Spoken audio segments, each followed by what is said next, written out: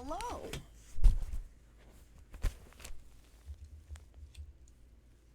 Hi there. We only have one camera today, but that's fine. We only need one camera. Today, we're doing feet paws.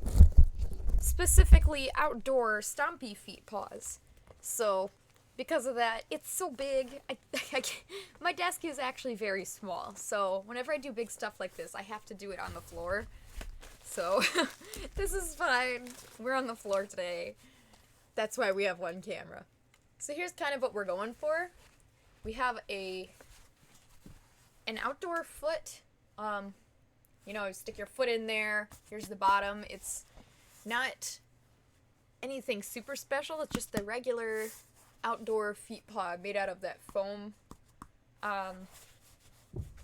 Here's a different one.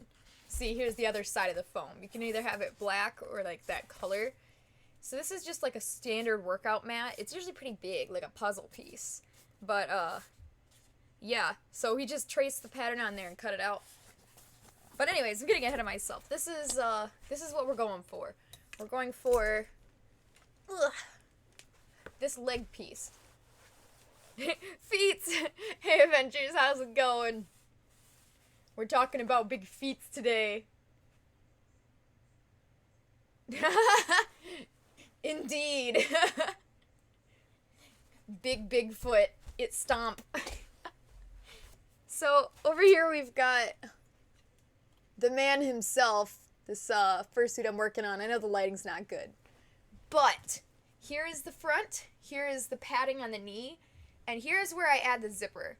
Right in the middle here. So this zipper is actually going to connect right here to this piece. This foot piece. So that's, I actually prefer to have this ankle, like this, I guess you'd call it an ankle? Back ankle piece connected to this foot. I think it ends up being easier to travel with, like this. I think it works better. Otherwise, you have to have a separate piece for this and this. It's a preference thing. I think it looks better in the end, and it's easier to zipper up with just one zipper rather than multiple. Yeah, feet with Crocs. Yeah, these are big feet. Especially these pairs, because the people I'm doing commissions for, they have male size 11 and 11.5 foot, and I mean I'm a female 7, so these are huge. I'm swimming in these. So those I didn't fur these yet because I kind of wanted to show how to make them. Also, these aren't even done because I have to kind of cut the toes out, the shape. And so for reference, here's Figby's foot. The big stompy boy himself. Alright. Me keeping silica in there. Yeah, so here's my foot. This is an indoor foot. Obviously it's seen some use because it's kind of dirty and the seam's all popping, but that's fine. So yeah, I love the big stompy feet. So that's what we're going to be making. We'll see how far we get today.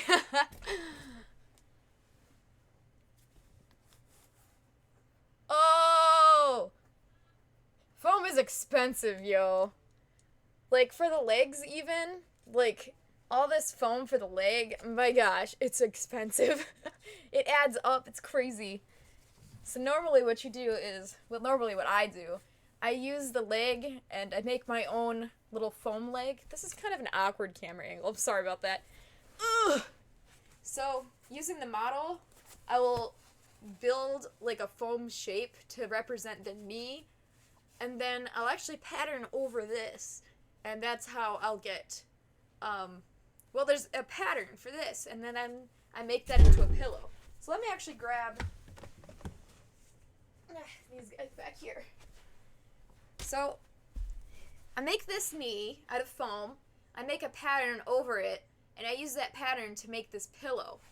So then I don't need the foam anymore, I just use the pillow. And the pillow is actually great because it's easier to move in. Like, in my opinion, the pillow's a lot easier to move in. It's easier to get airflow, and definitely cheaper too. It's like all around better. But I think the one thing that people would choose foam over instead of like a pillow is that if you bend your knee, that shape tends to stay a little bit better on the foam rather than the pillow. So it is definitely personal preference, but I think the pillow for the most part is a lot better. He looks epic. Thank you.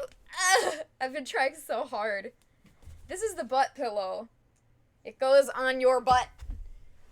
So right here. It looks like one of those like neck pillows, which is hilarious. That would go here. But nope, it's for your buns.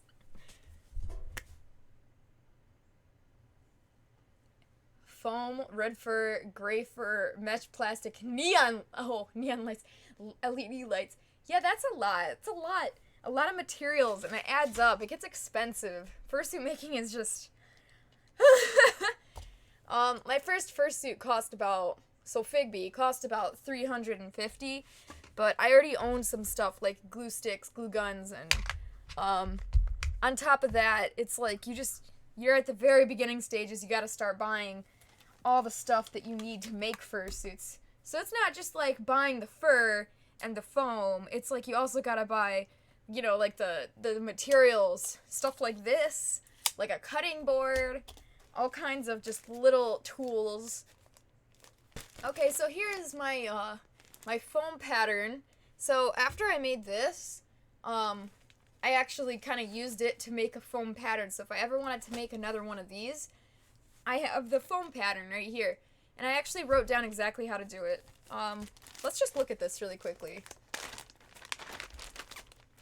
So, it's so important that you keep everything super organized and labeled, because the more and more and more stuff you make, there turns out to be more things to remember, and it's too much. So if you label everything very clearly, you will never get confused. Alright, so this is the pattern for that foam knee I just showed you guys. There's a few pieces here. Okay, so here's the bottom piece. This is that main piece, and it looks wider than this, and that's because you have to account for the fact that it has to bend, so it looks a little bit thinner overall here. Yeah. Okay, that's what I thought that was. I thought that meant VR, but I wasn't sure. Yeah. Honestly, though, I mean, it works. You can be your fursona if you're in VR. It's a lot cheaper, I think, overall. There's a difference between being cheap and poor. So I wrote down exactly what everything is. This is the top, so the part that goes up here. This is the bottom. This is the part where your knee goes. This is the inside of the leg and the outside of the leg. So I know exactly which way this goes. If I didn't write this, I wouldn't know if it goes like this, or what. I'd be all confused. Or even like this, so. Then I even wrote what to do. 3 times, cut out 1/2-inch foam. So I use this, I put it on my 1/2-inch foam, and I trace it out 3 times. So I'm going to have 3 layers of 1/2-inch foam. And the reason I chose 1/2-inch instead of, thicker is because it's easier to shape, to curve around. If you take, 2-inch foam and you try to bend it around your knee, it's, the most impossible thing ever. So while it is possible to take, a big hunk of foam that's, 5 inches and carve it into the perfect shape, the easiest way to make a pattern is to just make multiple thin layers, and that way I'm able to get the same exact, result every time, if that makes sense. So yeah, do 3 layers of that, and then here's my next piece. It's smaller. Do 1-inch foam, 1 layer of this, and put that on top. And so by this point, I have to curve and glue these pieces together. So the smaller piece is gonna be down here. So this is where it starts getting smaller, you see. So right here, this one chunk right here, that's that 1-inch foam that I carved roundly. And this piece, this is interesting piece. It goes right here, right on the end. So it's actually gonna kind of smooth out this whole knee section. So that's what the foam pattern is, and I think it's really good to have that in case I ever want to make more knees of this shape and size. But Yeah, that's what I have it for. Your VR flashes back every 5 minutes. Sleep making your fursuit. I'm not sure what that means. It flashes back every 5 minutes, like it doesn't save or something? That doesn't sound fun. That's not good. If it doesn't save, that would be really sad. Alright, so, hang on guys, well, I gotta put this away, because if I don't put it away now, after the stream I'm gonna be like, why do I have 8,000 pieces of paper out, and I don't even know what they go to? Gotta stay organized. I've got this tiny little workroom. It's much smaller than it looks, so if I don't stay organized, it's gonna be bad. Alright, so I know this is labeled as, like, feet paws, but I am just kind of going over the whole leg structure right now. Okay, so this is... So we have this knee, right? And I have the foam pattern to remake this foam knee. But I also made a pattern on top of this. I put tape. I have 3.4 thousand points. Yeah, seriously. Gotta use it somehow, right? I need to come up with some reason, some way to use these points. Because right now I just... People can talk to me very bold, and that's about it. Sorry about that. At least I noticed you when you said it. Okay, so I put tape over this, and I was able to use the tape. Like, I cut off the tape, and it gave me a pattern. And I used the pattern to make the pillow. So now, I have the pillow pattern. So honestly, I probably will never need the foam pattern, but the pillow pattern I'll use over and over. So, I made the pillow, and now I have the pattern, so now I can make this as many times as I want. And this is actually almost the same size as me, but it's a little too big. But anybody who's the same height as Indigo, I can use this same pattern for. Bold! So yeah, the pattern for that is in here. And it's only 3 pieces. It's like this side, and the inside. So I'm not going to show you guys because it's really basic, but that's it. Just 3 pieces. So I keep those together because these are technically, I mean, these go together. So I keep them in one Ziploc together here. So that's how I keep organized. Bold! There's a recollaboration glitch, so it's making me not move when you look to your left. Oh. Oh, that's sad. That's not good. Alright, I love you guys, but please, refrain from the bad words because this is a family-friendly stream. I prefer not the spicy words, please. Thank you. Points well spent. Right? I love the Figby faces. And honestly, what else are you gonna use the points on? I mean... Alright. So speaking of patterns, sorry I don't have like a face cam, I have hands cam. What is that? I'm not sure. I'm sorry, I don't know what that means, Malachi. Hit Fig Boy, the good one. Pat him. He's a good man. Okay. So, I have another one. Here's another one for the padding for the butt. So, again, I have a pillow pattern and I have a butt pattern. One day I'm going to go over showing how I start from scratch with the foam. And this one is the back heel pattern. So again, that's like this back part up here. Foot! So that's the back part of your leg right here. Like this calf part that gets big. Where did I put this? I have pieces for all this stuff. Where did I put it? I lose everything, honestly. But only on stream, because I'm distracted. Alright. Oh, here it is. See, here's my foam butt pattern. And here's the calf piece. So I have the pattern for this piece right here. Butt pattern.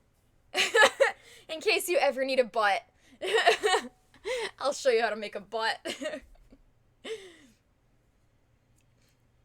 Oh! Are you serious? You have to pay to take it? I'm so sorry. How much are they charging you? Because, I mean, I also pay, I mean, okay. $25! So, okay, that's about how much I had to pay. I mean, they also charged me $5. So, I mean, I had to pay $30 to send that tail to Canada. And it's just a small tail. And so apparently now, oh, poor Malachi has to pay even more just to get it across customs. Jeez. I'm really sorry about that. I'd pay for it, but, you know, it's like, how? Also, it's expensive. If you can pay for it, I would appreciate that, but, that's crazy. Like, $50, man. That's insane. I thought I already paid, like, I also had to pay a fee, so I thought I already paid for it. Alright, so here's what we got today. This is a basic foot pattern. So, foot. The screen will be covered. That's right, cover it in figs. Okay, so, this is foot. So, essentially, where's my foot? Okay. So, I ask my, commissioners, whatever, whoever I'm doing this, what size their foot is, and that's the size of Croc I order. And it doesn't actually have to be Croc brand, but, because Croc brand stuff is like $50 a Croc, and personally, I think they're very uncomfortable. But seriously, like, off-brand Crocs are like maybe $25, and they're so much more comfortable. So it's like, why would I choose the uncomfortable ones? Plus, if it's more expensive, that price will just go off to the consumer. So it's like, everybody's gonna have to pay more. So yeah. Sick Crocs, right? They look good. Yeah, so I order the Crocs, and if you want to check the size, this is how you do it. Get your measuring tape, stick that right up in the foot, and, right here. I hope I have enough light for this. The part where it starts curving, right there, is how tall this is. So, it's kind of hard to see, but the 11, that's exactly where it starts curving. So that's how you can tell how big this shoe is. So, sometimes they don't say on the bottom of the shoe, which is kind of weird, but whatever. There. So yeah, the 11 is right where it starts curving. Come on, camera. I'm blaming the camera, but it's just me being stupid. Yeah, so this is a size 11, which was helpful because I had two commissions. One's size 11 and one's an 11 and a half, and I didn't want to get them confused. So yeah, that's how you check the size. Cool. Yeah, spam figs. Do it. I love the figs. You know I love seeing the figs. So this is, I mentioned this briefly earlier. This is just like one of those regular standard workout puzzle piece foams. They're usually about like kind of this big, kind of big. You have 11 monster feet. Explain. Oh, okay. I thought you meant like you had 11 like furry slippers or something. I was really confused. No, you're saying yeah. Okay. I mean, well, you'd fit these just fine then. These big ol' shoes. Guys have big feet. I don't know, man. That just means that your stompy feet will be even bigger and stompier. Oh no! You gotta cover the screen. Cover the screen with figs. So, yeah. These, you can see in, like, kids' playroom, schoolhouse, whatever, like those puzzle piece mats that they put down, or, just, you know, like, workout material mat. You can buy them in a lot of different colors, and it's always one color on one side and, like, basic black or grayish on the other. So, I always ask the commissioner what color they want, so they wanted blue on the bottom. So, cool. That's what we're doing. Fig bees! Here they come! Oh! Hey, Sonic, how you doing? I know, it's been crazy. You missed our Sonic Forces stream. But, don't worry, we're gonna do more Sonic Forces. Because that was actually an okay game. I kind of liked it. Admitting to liking a Sonic game is kind of scary. Yeah, so here's what I do. I take the foot. I take the shoe. First, when it comes in the mail, wherever I get it from, first thing I do is measure it.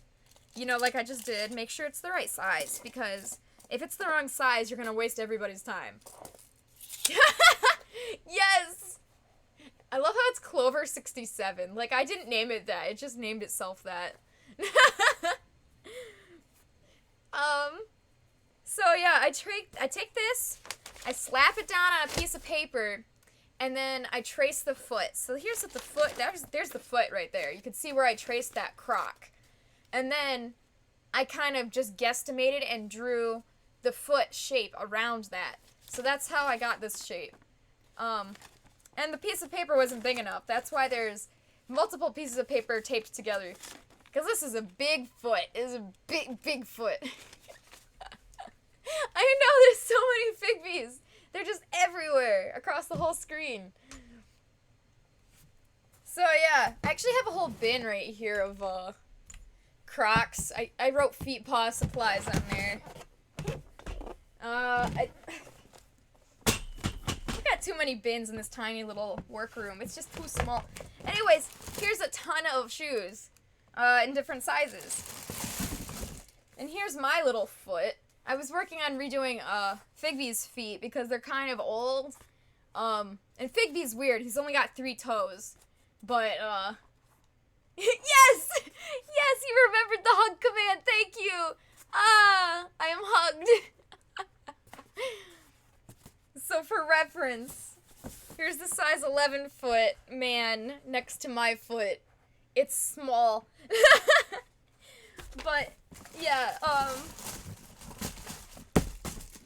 that's fine. Maybe you're less likely to trip if you have bigger feet. I don't know how it works. 6.5. Is it like male 6.5 or female shoes 6.5? Oh. Oh, thank you. Thank you for that. Sonic, you're so nice. Still zombie. No, I know, you're right. I keep forgetting to change it. I need to animate. I know how to animate. I went to animation school. I just need to do it. Me being lazy. I need to do it. Male, okay, it's male 6.5, I think you said. That's not bad. So it's a lot smaller than this. It'd be like, maybe down to here or something. I'm pretty sure I'd have a shoe that fit you, but that's fine. Cool, so yeah, that's how I got to this point. I trace the croc on a piece of paper. If it's not big enough, sometimes I glue a few pieces of paper together, or I tape them together. And after I trace the croc, I draw the foot shape around it on the paper. And once I have that foot shape, then I lay out my foam, and I put this on here, and I trace the foot shape onto the foam, and then I either take scissors or an X-Acto blade, and I just cut it out really, really carefully. So, the X-Acto blade, I find, gives you a smoother edge, but since it's kind of going to be hidden in the end anyways, if you prefer scissors, it's fine. You just got to be careful to try to get that nice flat edge. Otherwise, it might be like angled, like on this edge piece. I think I did a pretty good job getting it flat this time, though.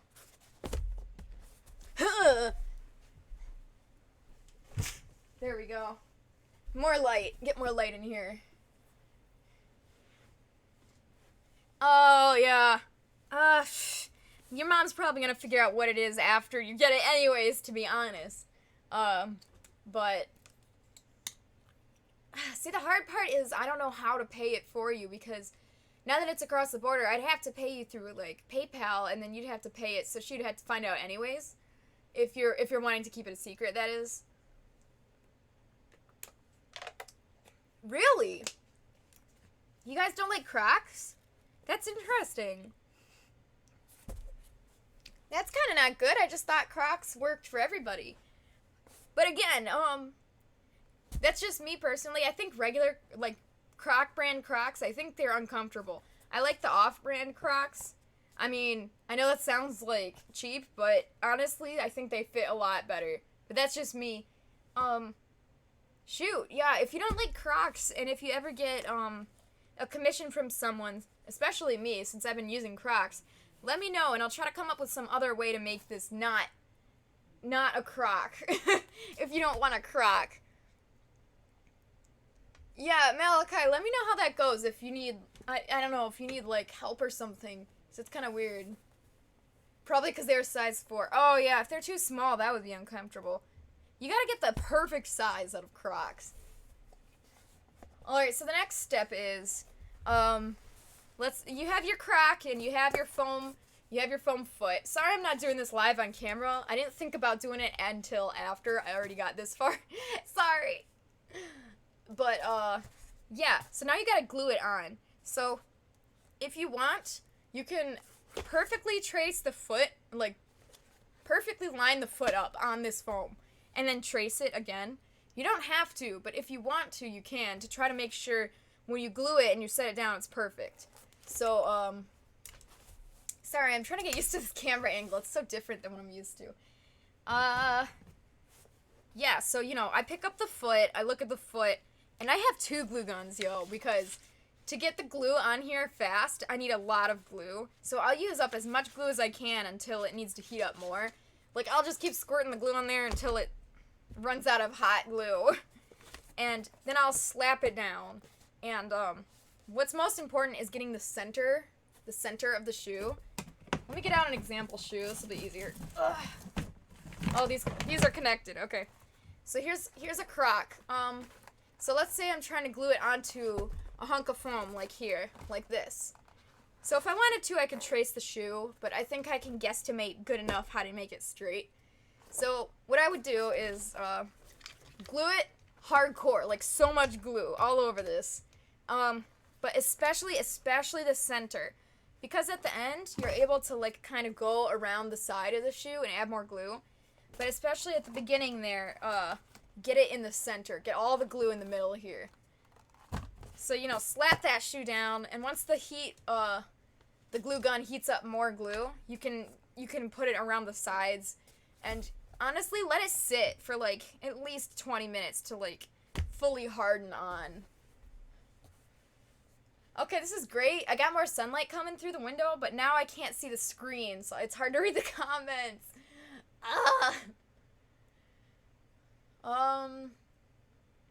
The whole... Oh, really? Interesting. Were you wearing socks? Because I know Crocs are probably for like they're kind of like outdoor slipper shoes, but at the same time, I've never worn Crocs without shoes because I've only ever used them for fursuits. So it's like, maybe you should wear shoes or socks with these anyways. That's because Crocs are weird. I know, Fel said Crocs are weird. Yeah, I probably would never wear Crocs on their own, personally. I think they're great in fursuits, though. Because they can fit a lot of...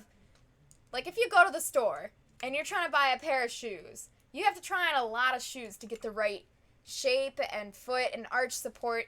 But Crocs are great for fursuits and fursuit commissions, because they fit a lot of different kinds of feet. So, like... That's why I love them for fursuits, because they just... Otherwise, it would be really hard to find the right kind of shoe. And tennis shoes are a bad idea. Don't use tennis shoes, because trying to wash those, dear Lord, they, like, soak up water. So, again, here, my first fursuit, see, there's even exposed foam in here that's come out over the time.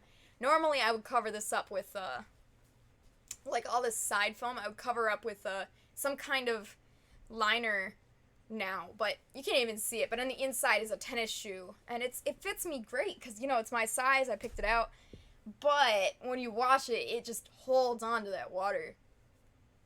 I've never worn Crocs as socks. We're going Dr. Seuss today. Rhymes. Yeah, I mean, it would be pretty embarrassing to wear Crocs as socks, so I don't blame you. But it works. It works for fursuits really well. On the side, yeah. Minky. Hi, how you doing? You bet I fell in. You fell in! What does that mean? Alright, so let's say you glued this on. You waited a little bit for it to dry. It's nice and stiff. Honestly, you probably wouldn't even have to wait that long for it to dry. It's not like... Like, if you want to try walking in it, that's fine. Wait for it to dry first. If you just want to start immediately, like, foaming it, that's fine. You can, like, start immediately. But if you want to try walking in it, wait for the glue to harden, because it'll just come right off. Yeah, hi! Welcome! Oh, you fell into the lake! Whoa! Oh. Oh, no! I think some of the comments, some of the, chat is coming in slightly out of order for me. It's kind of weird. But, sorry about that. It's kind of confusing me a little. I hope you're able to swim. That would be helpful. Alright, so, here is the plan, okay? So, you still have this paper, right? This paper that you trace the croc on so that you could design the shoe shape, and that's how you got this shoe foot shape. Well, now you're going to take this paper, and you're going to cut out the shoe shape. So you're just going to have the rest of this outside shape. And that's going to tell you the exact shape of foam you're going to need, so that we can put the foam on the sides here and build it up into a regular feet paw. So that's exactly how you start with this. So here's the bottom of my shoe. So I gotta start building up the sides of foam. And that's exactly how I do it. So let's go. Oh, you're trying to balance on a rock with one leg. And a crown of moss is like, hello. Oh no, you got wrecked. Hey Sparky, how you doing? We're talking about how, Pancakey fell into the lake.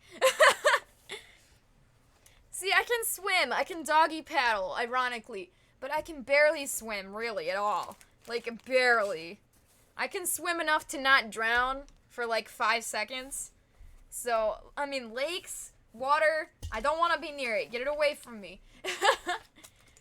Alright, it is still dark in here. I think I might turn on another light. Just to get more brightness over here. Oh, that's not plugged in. That's nice. Try to turn on a light and it's not even plugged in. That's pretty accurate. Everything I try to do is just, it's never just easy. Like, it never just works. So here's my light, my ring light. I use this for all kinds of stuff. And surprisingly, even though it's like just a really cheap ring light from Amazon, it does a really great job. It brightens up the workspace for me or my face if I'm streaming. It does the job. Thanks, ring light. So professional. Yeah, my like $17-ish ring light. Honestly, I don't remember how much it cost, but it was very cheap, so. Glue. Paper. Here I come. So, now, I've got my base mug, my Mega Man base mug, and it's full of my glue sticks. It's always where I keep my glue sticks. I don't know why. Here's my paper. Just regular printer paper. Very cheap. It's exactly what we need. So this is a pattern. I'm trying to hang on to this because it's actually really helpful just for me to show people, for example, and stuff.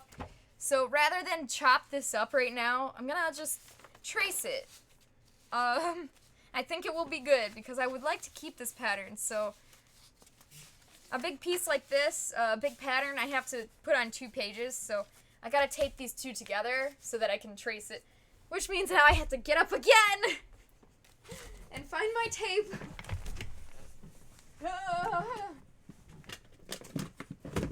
Okay, here we go. You went into a deep pool and you're like, I'm dead now. Yeah, when you fall in the lake and you're like, well. When I was really young, like, I think I was like maybe 12. I mean, that's young to me now since I'm freaking ancient, but I fell into a river and it kept pulling me down and it brought me to like this like whirlpool toilet bowl thing. It was terrifying. And it was yet another moment of my childhood that I try not to remember. I don't like water. Oh, that's so cute.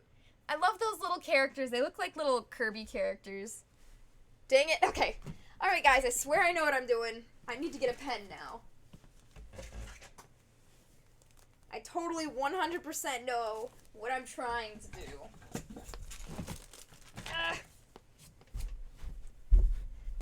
So, usually I would have my big green tracing cutting mat on the floor here. Usually. You know what? I'm just gonna grab it. There's nothing on it. It'll be easy. Easy to move. So if you're gonna be working on the floor like me, if you don't have something to work off of like this, you kind of need something to work off of, especially if you're gonna be like cutting stuff with an X-Acto blade. So just at the very least, find a chunk of cardboard or something to work off of. Yeah. Okay, so I'm gonna trace this really quickly. Then I can hack it up, and it'll be good, because I do want to keep this pattern, because I like how it turned out. So if I ever got some other guy commission with, like, a 11.5 shoe, or 11, because I think this would work for both sizes. It's only a slight difference. Or a 10, even. I could probably use the same pattern, or I would only have to adjust it slightly. So that would be pretty cool. Alright. So yeah, now I don't have to hack up my pattern, I'll just have a copy of it. And the printer is overrated. I mean, you know how hard it would be to, like, use a scanner on this? Because it's 2 pages, it's, like, not worth it. I'd just rather just trace it by hand really quickly.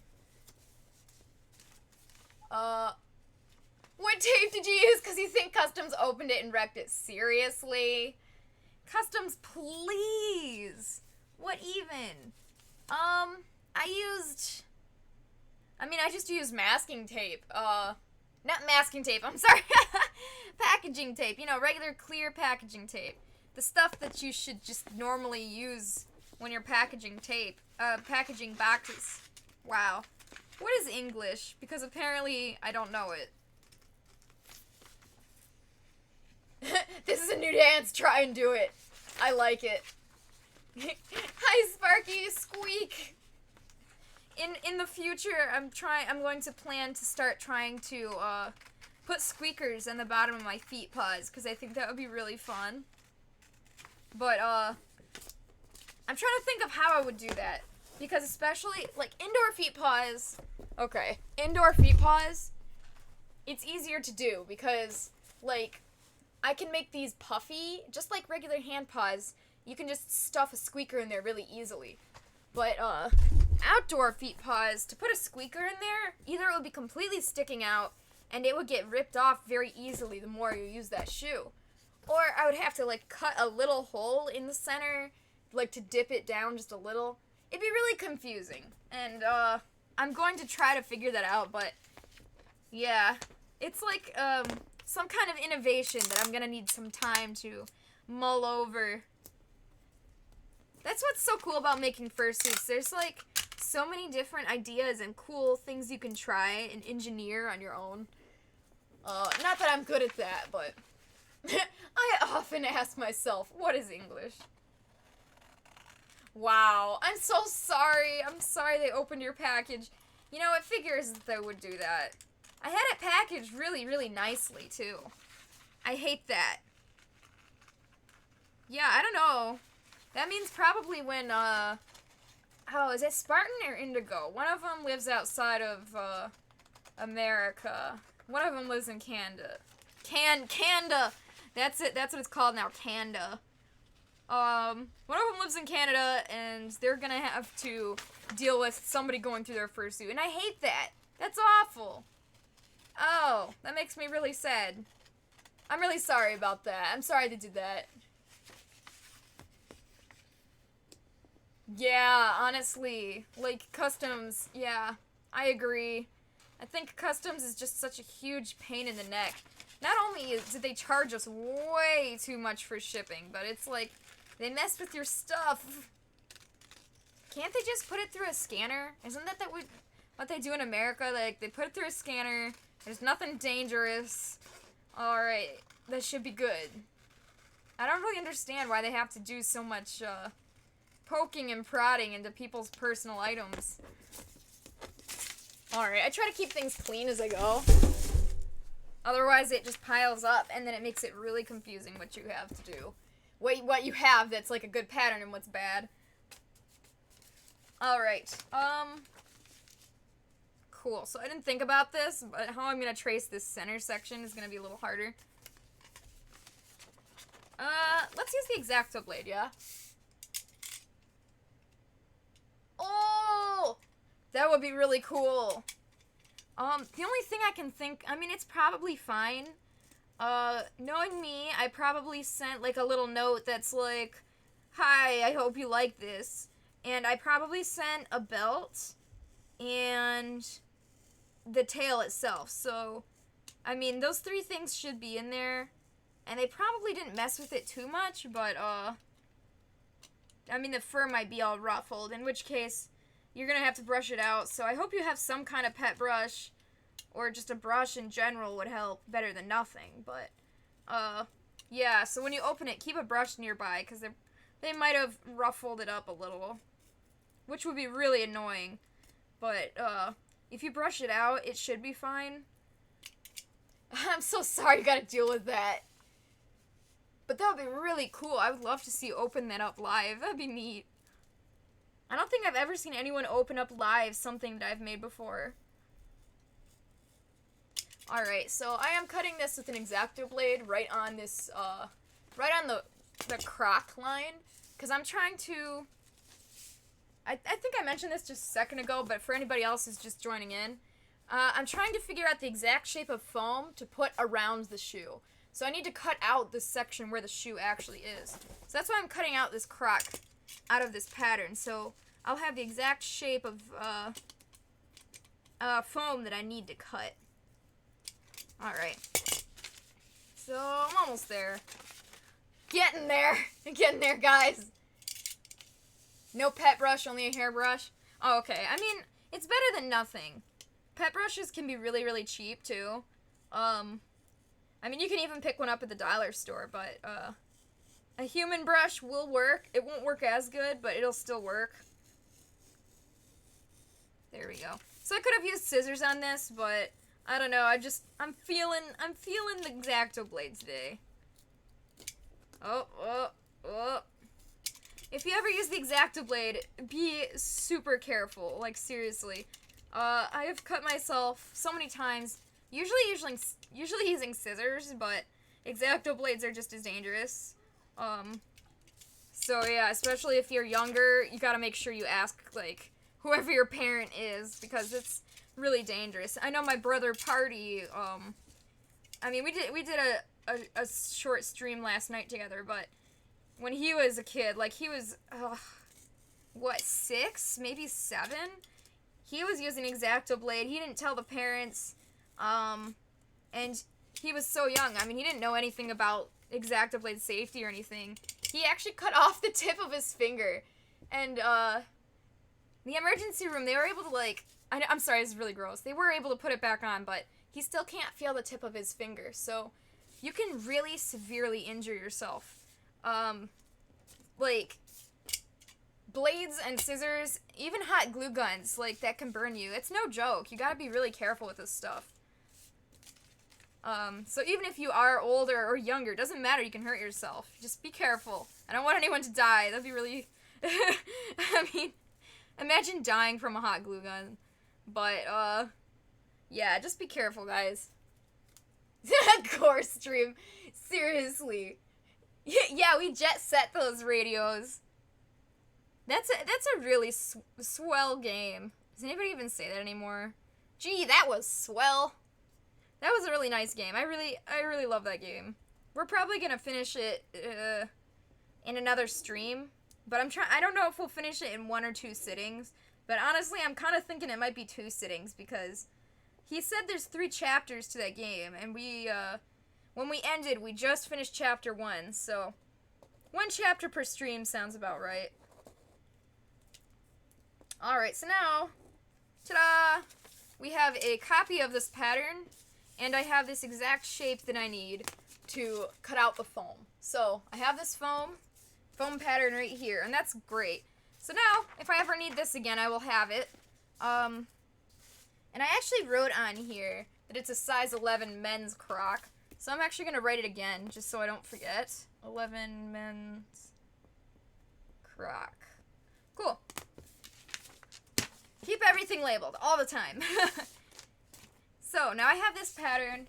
I do believe this is a right shoe, so if it doesn't fit this way, no problem. Flip it over. That's what you do with patterns. Cool. So this is actually very, very accurate. Too accurate. It's going to be a little hard to get on. There we go. Okay. Got it. Cool. We did it! So actually, when I'm cutting out the foam, I prefer to do it slightly different. So I'm actually going to purposely cut this heel in separate, and I'm going to cut these 2 apart.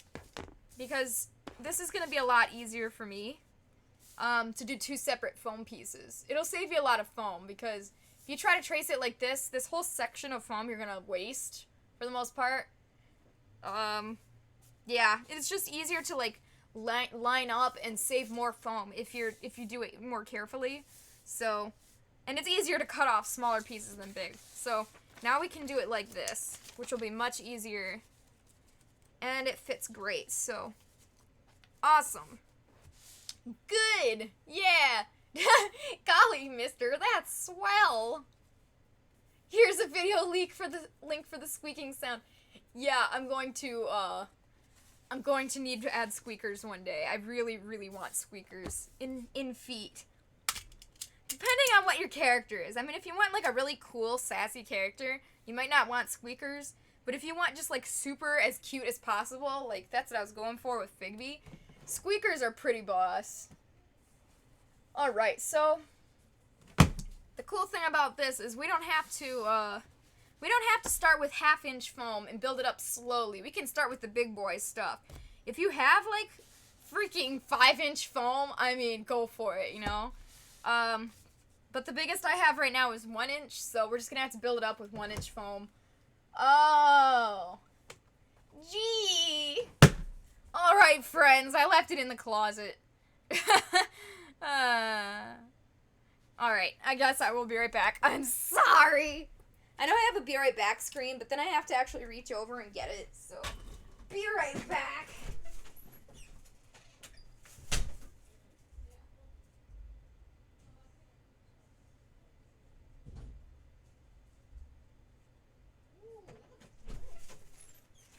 Nice. Here we go. Ta-da! Squeaky voice. Squeak. Alright, so this is my favorite stuff. Project foam, 1 inch, it's a big roll. There's the one right there. It also comes in 1/2 inch, and those are the ones I usually get. 1 and a 1/2 inch. Although the 1/2 inch one is purple, it's not like this baby blue, but it's good stuff, does the job, and you can get it for a cheaper price than most other places.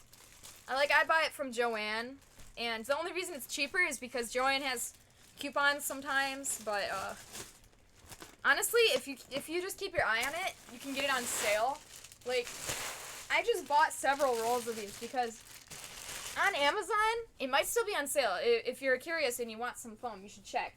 On Amazon, like a week ago, these were only on sale for $15, which is insane because sometimes they try to sell these for like $40, and foam is already expensive. So if I ever find it on sale for like a really, really good price, I'm always gonna buy it like immediately. So if you do need foam, buy it right now. Go ahead. Because you don't know the next time it's gonna be that cheap. It's rare. I love the flying Figby. Alright. I just do not have enough space here. There's never enough space. So let me grab my Sharpie of Doom.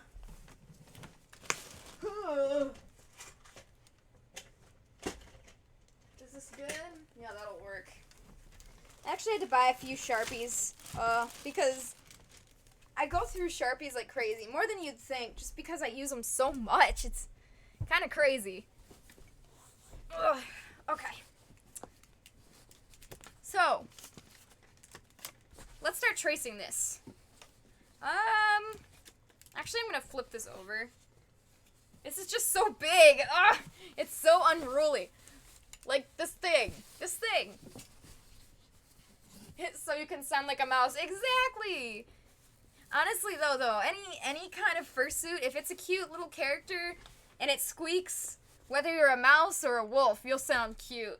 But now that I think about it, wearing a wolf costume and squeaking is kind of bizarre, isn't it? Alright, so really quickly, before I forget, I am actually going to label these two halves of the pattern here. One of them is the inside of the foot, and one of them is the outside of the foot. So I want to make sure I know which is which when I'm tracing these. So let's start with the outside here. Is this the right piece? Gotta put it together. Cool. So you could also label it as like a left side or a right side, but I don't need to. I think this is fine. Okay. So what we're gonna do is we're actually gonna trace this with Sharpie, because if you trace it with anything else, it's really hard to see. It's just very annoying. It's frustrating, actually. You can't see it. Tracing on foam is really annoying, but if you trace with a Sharpie, you can see it very well.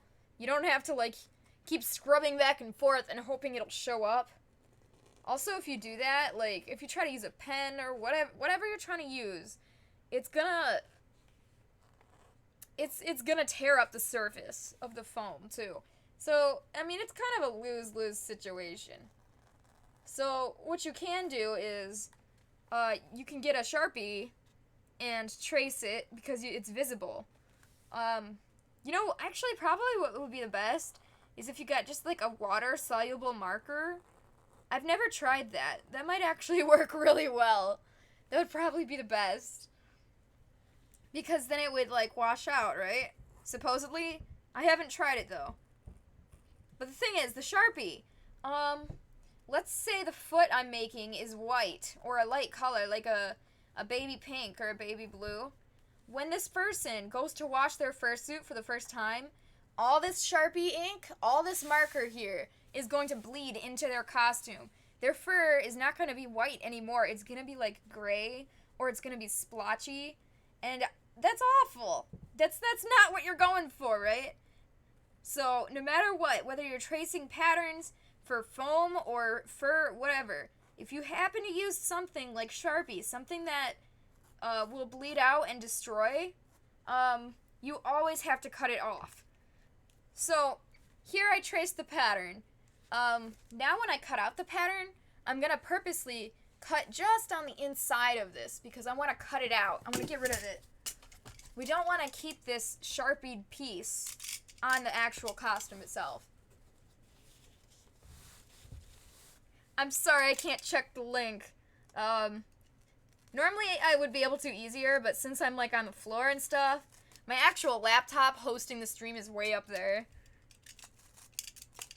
Ooh, you know what? Need a new blade. Need a new blade. This isn't cutting. Huh! Wouldn't be able to just do this easily, would I?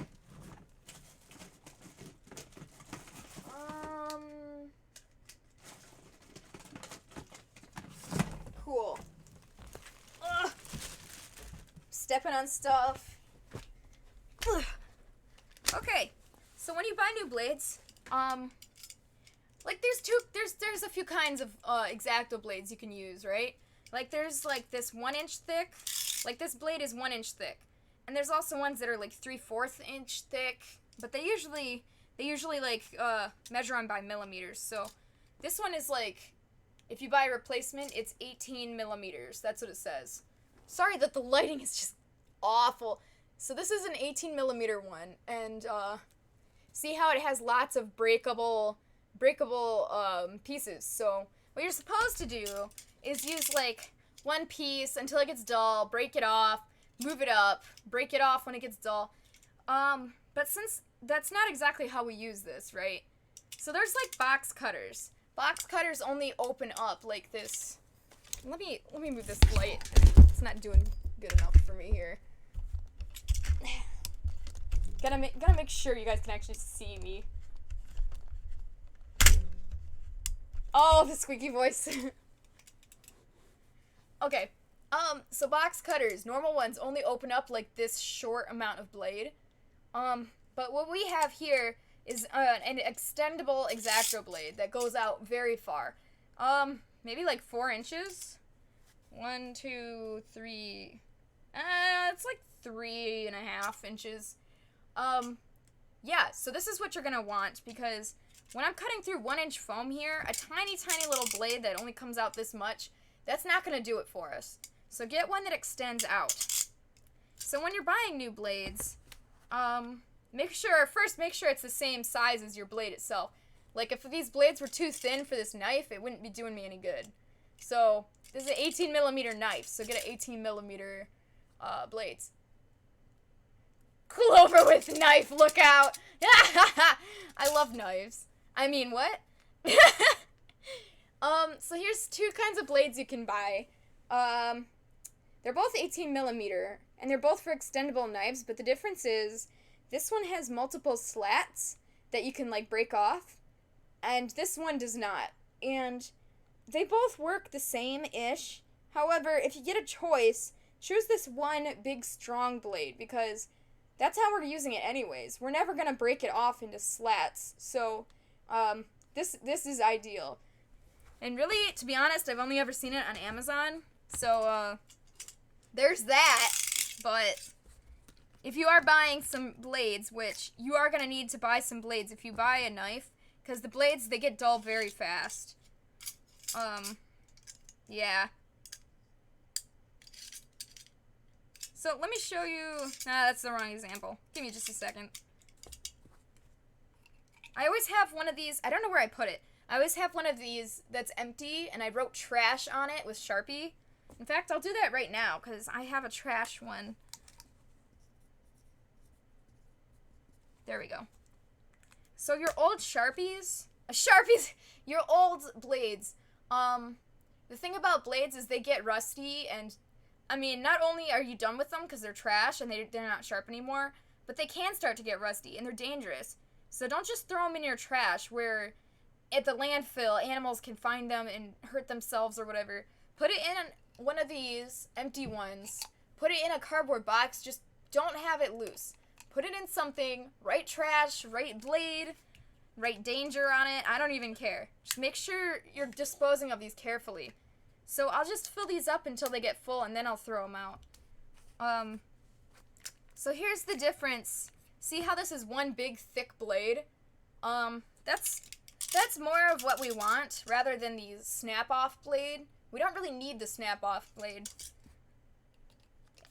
So honestly, it is more strong, but it's not like we're cutting through something super strength, so it's fine. I thought it would be funny to add the dog, dude. That's a thick blade.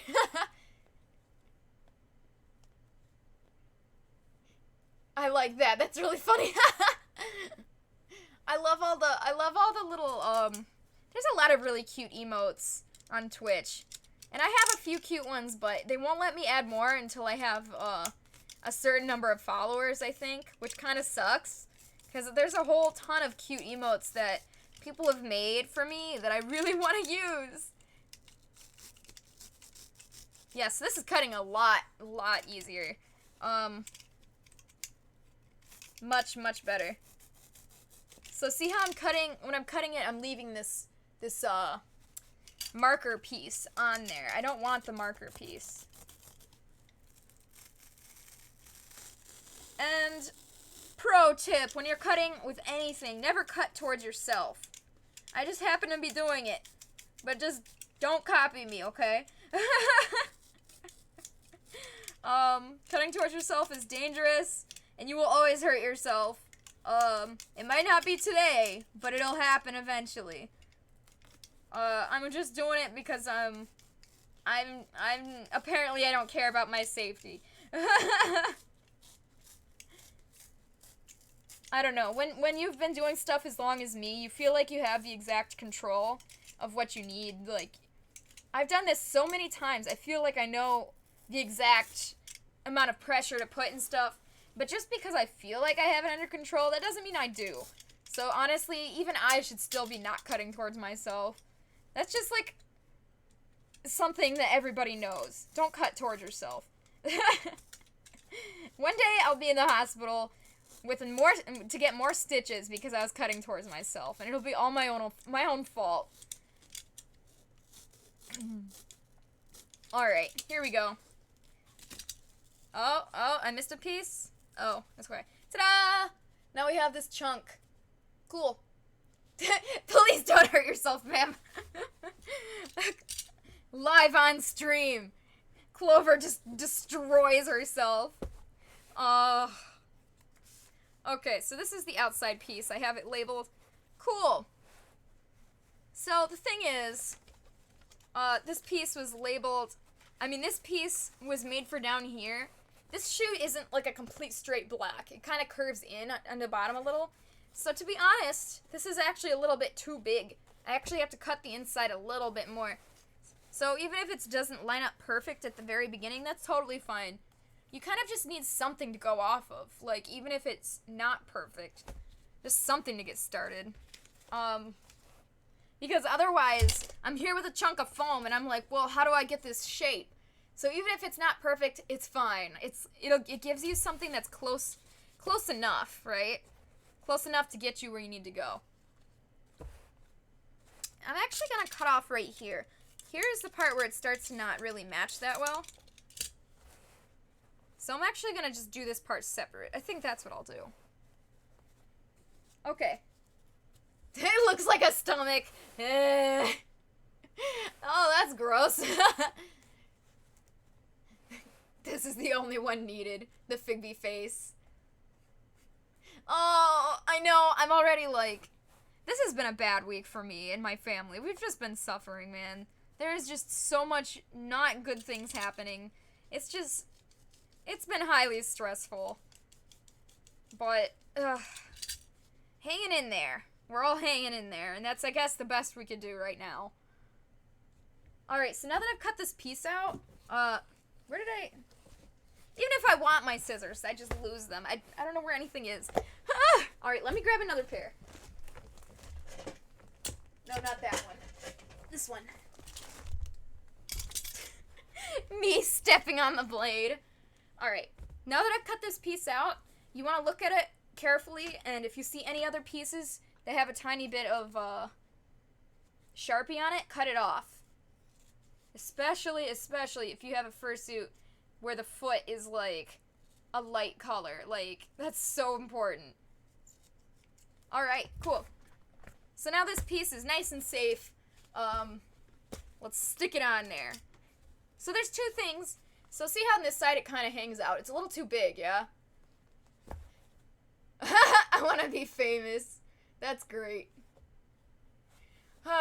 Yeah, I think I'm the only mod technically. But I know who to add to fix this. I can't do this right now. F. Alright. This is gonna be loud. Fel! I need you, Fel!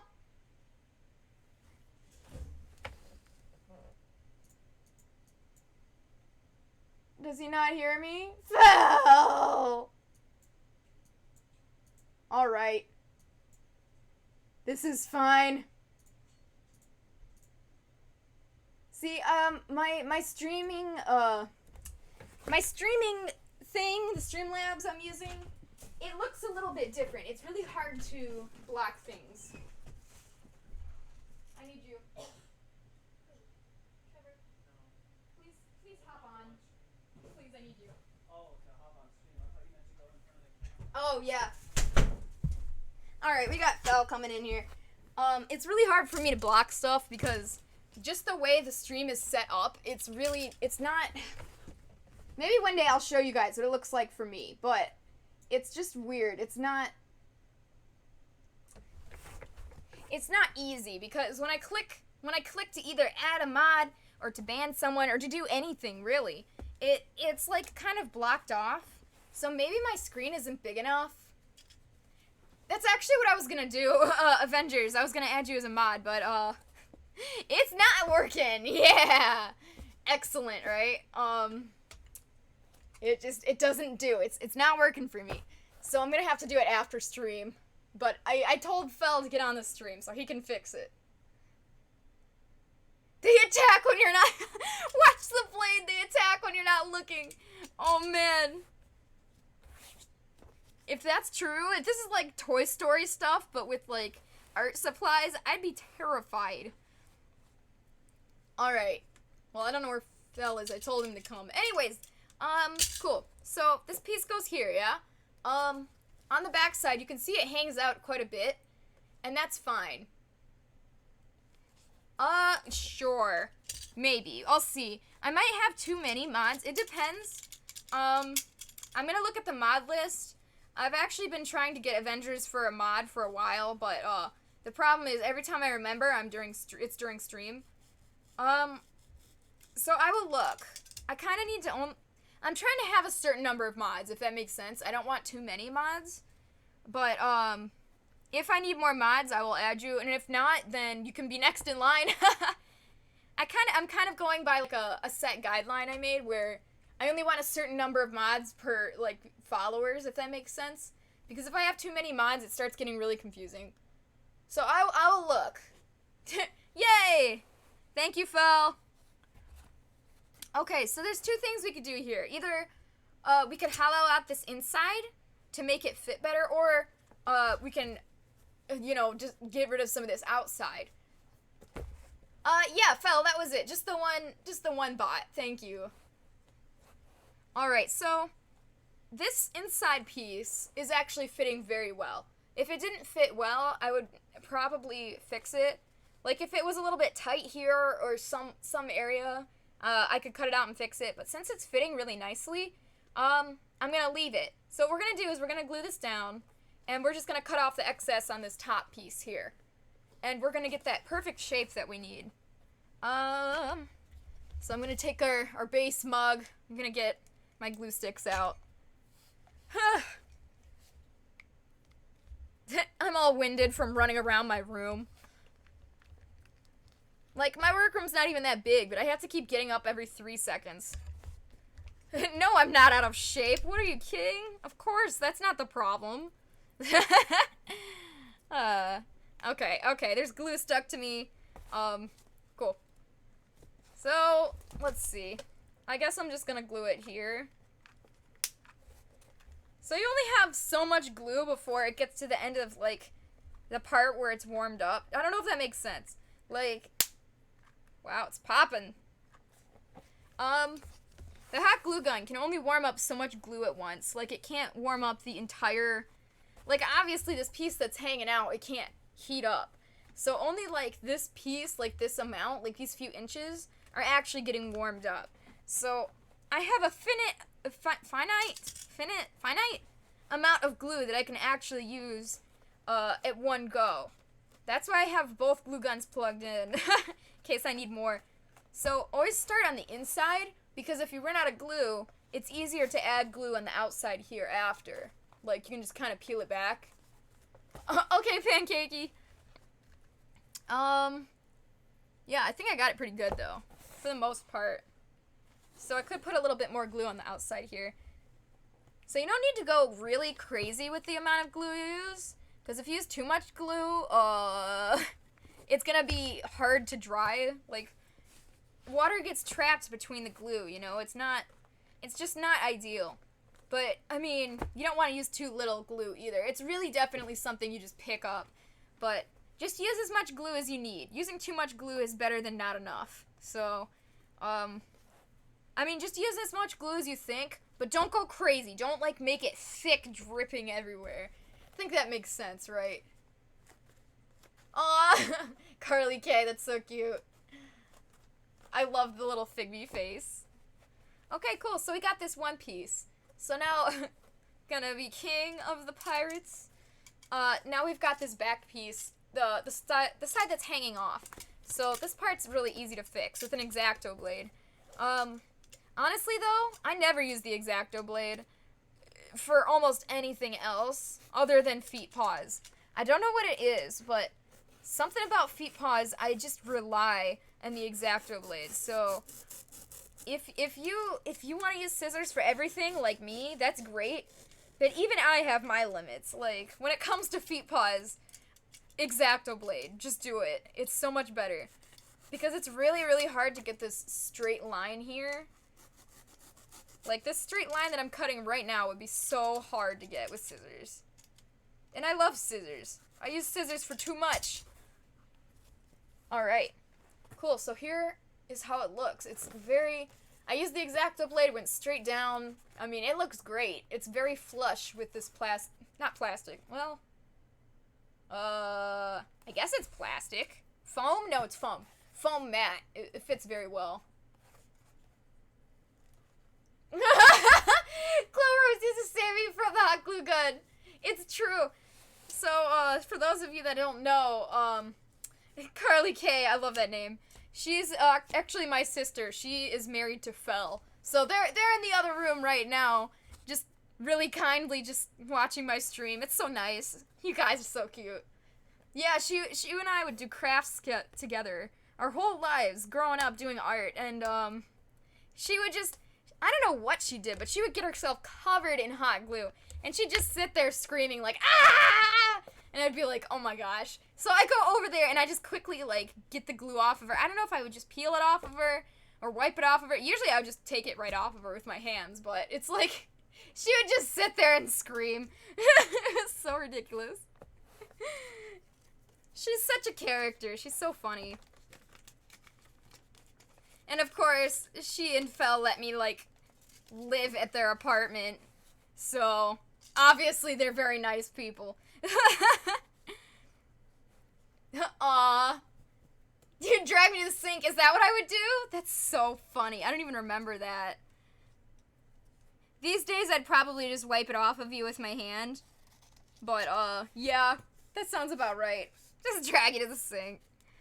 That's so cute. She never was good in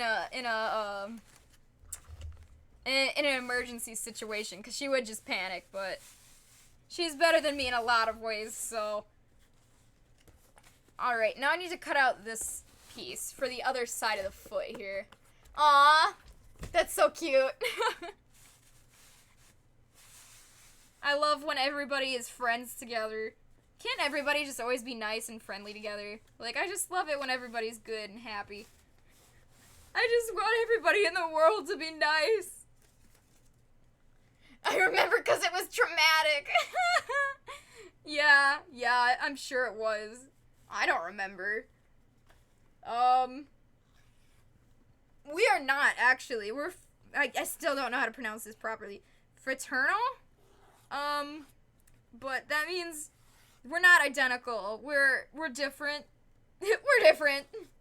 But we do look very similar, especially when we were younger. People couldn't tell us apart, which was kind of funny because our entire lives she has super curly hair and I always had super straight hair. So I don't know why people couldn't tell us apart, but thank goodness not identical. Yeah, I'd walk up and I'd be like, "Hey, it's your wife, me." But he would know. He would know because we have such different personalities. I'd go up to Phil, "Hey, I'm your wife. Go buy me some ice cream." If only that would work. But he still has to be nice to me because I'm the sister-in-law, so. Perks. They would prank me so much, it would be crazy. Only she says sister-in-law. Yeah, it's pretty cool. I like being a twin. Like, you always had, like, a sibling your exact age to hang out with, and I mean, you were at the same mental state, you know, you're the same age, and we were always into the same stuff, so it was really cool. It was like having a best friend always with you, constantly, except when, we would get on each other's nerves. Usually she would annoy me, and, then I would beat her up. True story. She would purposely annoy me. Like, she would take my pencil or whatever I happened to be using at the moment, and then she would giggle and run away. And it was all fun and games until I caught up with her and I slapped her. Yep. True, she's scary. So of course later on, I mean she was always into the dancing more often than me. I mean, we both took dance class, but I didn't really care for it. She liked it. But later on, I discovered that I really liked karate, so I guess it makes sense. I guess I always just like to beat up people, you know? Alright, right now I'm just making sure I got all the marker cut off, because we don't want any of that on there. So Caitlin is basically the mean one. It's true. By the way, isn't that like a really cute twin name set? Like Carly and Caitlin is just so cute. Like, our mom did a great job with that. I really like, there's some twin names I've heard before that don't even sound cool or cute at all. They're just like really lame. But yeah, I think ours are really cool. Or cute, whatever. Cool. So now I've got this side cut out. Dang it, I keep seeing more marker that I keep missing. Okay, here we go. Cool. Either way, Fel still has to be nice to me, because since I exist, he has to be nice to me. Otherwise, I'll tell Carly. That's the secret. He has to be nice to me. You know, I think this is the wrong pattern, because this is just not fitting the way it's supposed to. Oops. So that's not good. That's fine. The pattern doesn't fit perfect, and that's fine. We're gonna work around it. I'm gonna make this work. So let's say, even if you don't have a pattern to work off of, you can still make this work. You just basically, you gotta make sure you get it. You just want to fill in this whole area. You know, this whole black area, you just gotta make sure that you fill it in with foam. Even if it's got lots of chunks hanging off of it, even if it's not one big nice foam piece like this side, as long as it fills in, it's good. So yeah, this must have been the pattern for the other one. I mean, this is Indigo's foot, so maybe I accidentally used Spartan's pattern, like an actual doof. But that's fine. This is good to show anyways, so I want to show you guys how to fix. So creative, yeah, right. Never would have guessed how you do yeah, really. Yeah, this is how I do the foot. It's weird, huh? But it's like almost a completely different skill set if you're doing like an indoor slipper foot. It's totally different. In fact, slipper feet are way easier, like indoor feet, because well, I guess it depends. It depends. Like, there's indoor feet, like Figbee here. Like, technically this is an indoor foot, but it's still meant to connect with the full suit, like the whole suit. So it still has to have this big foot, but if you're doing like a regular, like just a regular slipper, like, those are easier because you just need the pattern. So it's just like making a tail or something, you know? You have the pattern for it, you just cut out the fabrics, you sew it together. It's a lot easier, a lot less steps than having to build it up with a crock and foam. Also, yeah, Avengers, Zach and Cody. I didn't even think about that. That was really cool, because we were always the same age as Zach and Cody, watching their show as we grew up, and they were twins, and we were twins, and it was just cool, you know? Very fun. Does this one have Velcro on the bottom? Oh! It's got chunks hanging off of it. Yeah. No, this one doesn't. So, interesting thing about Figby's foot is I was very brave, okay? My first fursuit, my first foot paw I ever made. This used to be, well, the reason you can see the line all the way around is because there used to be an outdoor and an indoor foot paw pad. So it's about this thick. You can still see it, this whole pad right here. And it had Velcro and magnets at one point. I tried both. But you could take it off and replace it with the outdoor foot whenever you wanted. So eventually it got really beat up, and I knew I needed to make a new Figby feet paws anyways. So I just said screw it, and I just like glued on the indoor foot pad. But for the longest time, it had Velcro or magnets, whatever I had at the time, and I was able to switch outdoor for indoor, and it was really cool. But yeah, since I was yeah, it used to fall off when I was walking sometimes. It made you anxious when it fell off. Yeah, see, that's the problem, was I was so new at fursuit making. I didn't really know how to make it stay that well. So later on, when I decided, okay, I just gotta remake this foot and I'll do a better job, I decided I'm just gonna glue this indoor foot on for now.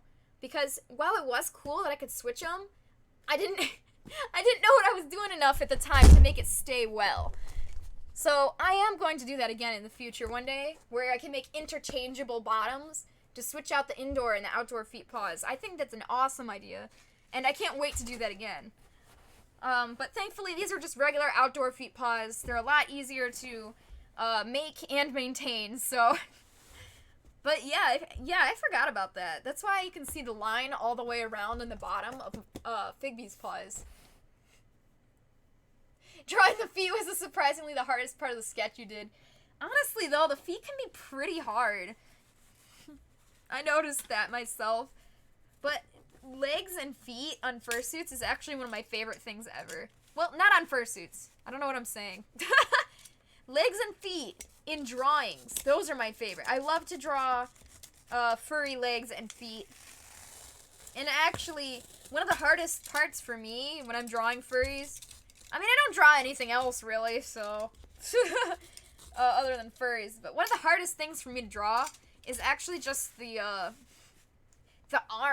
Believe it or not, it's the arm. It's not even, like, the shoulder blades or the back or, like, the belly or anything you'd expect. It's always, for me, the trouble is almost always just the arms. And I don't know why that is, because arms aren't that hard. Honestly, I mean, most people don't have trouble with arms like I do. So, I don't know. I don't know why I'm like that. Okay. So me, after I glued this piece down, I'm kind of stupid, and then I just cut out another piece. This is fine. Everything is fine. But where's the other foot? Oh, here it is. Cool. So, even if your pattern is wrong, you can kind of use it to get, like, the general idea of the shape you need. So, this one still does have some foam on there. I gotta cut that off. Yeah, okay, so I guess it wasn't just me. Arms are tricky. Drawing arms are really hard. At least for me, and maybe for you, I don't know. But arms give me some trouble. Arms! I love that video game. The Nintendo Switch Arms is a really great game.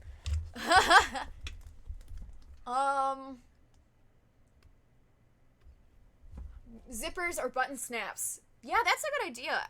Actually, what even? I didn't even think about that. Okay, so on the bottom here, I mean, I tried Velcro. It didn't stay enough. I tried magnets. It didn't stay enough. To be fair, I didn't use enough of either. I think the Velcro was a bad idea because, well, Velcro can work in a lot of situations, like keeping your hand paws and your wrist fur, like keeping that together. So if you raise your hands up, sometimes your arm fur will like kind of fall down. So, hi. Right here. Okay, so here's this arm, right? If I have a hand paw coming out of here, that's fine. Like, that's where the hand paw goes, on the hand. But, if sometimes this wrist fur, like, if you raise your arms like this, your fur, your arm will start sliding down. That's not good. So that's a good place to put either Velcro to stick to your hand paw, so it doesn't, like, fall, or it's a good place to put snaps.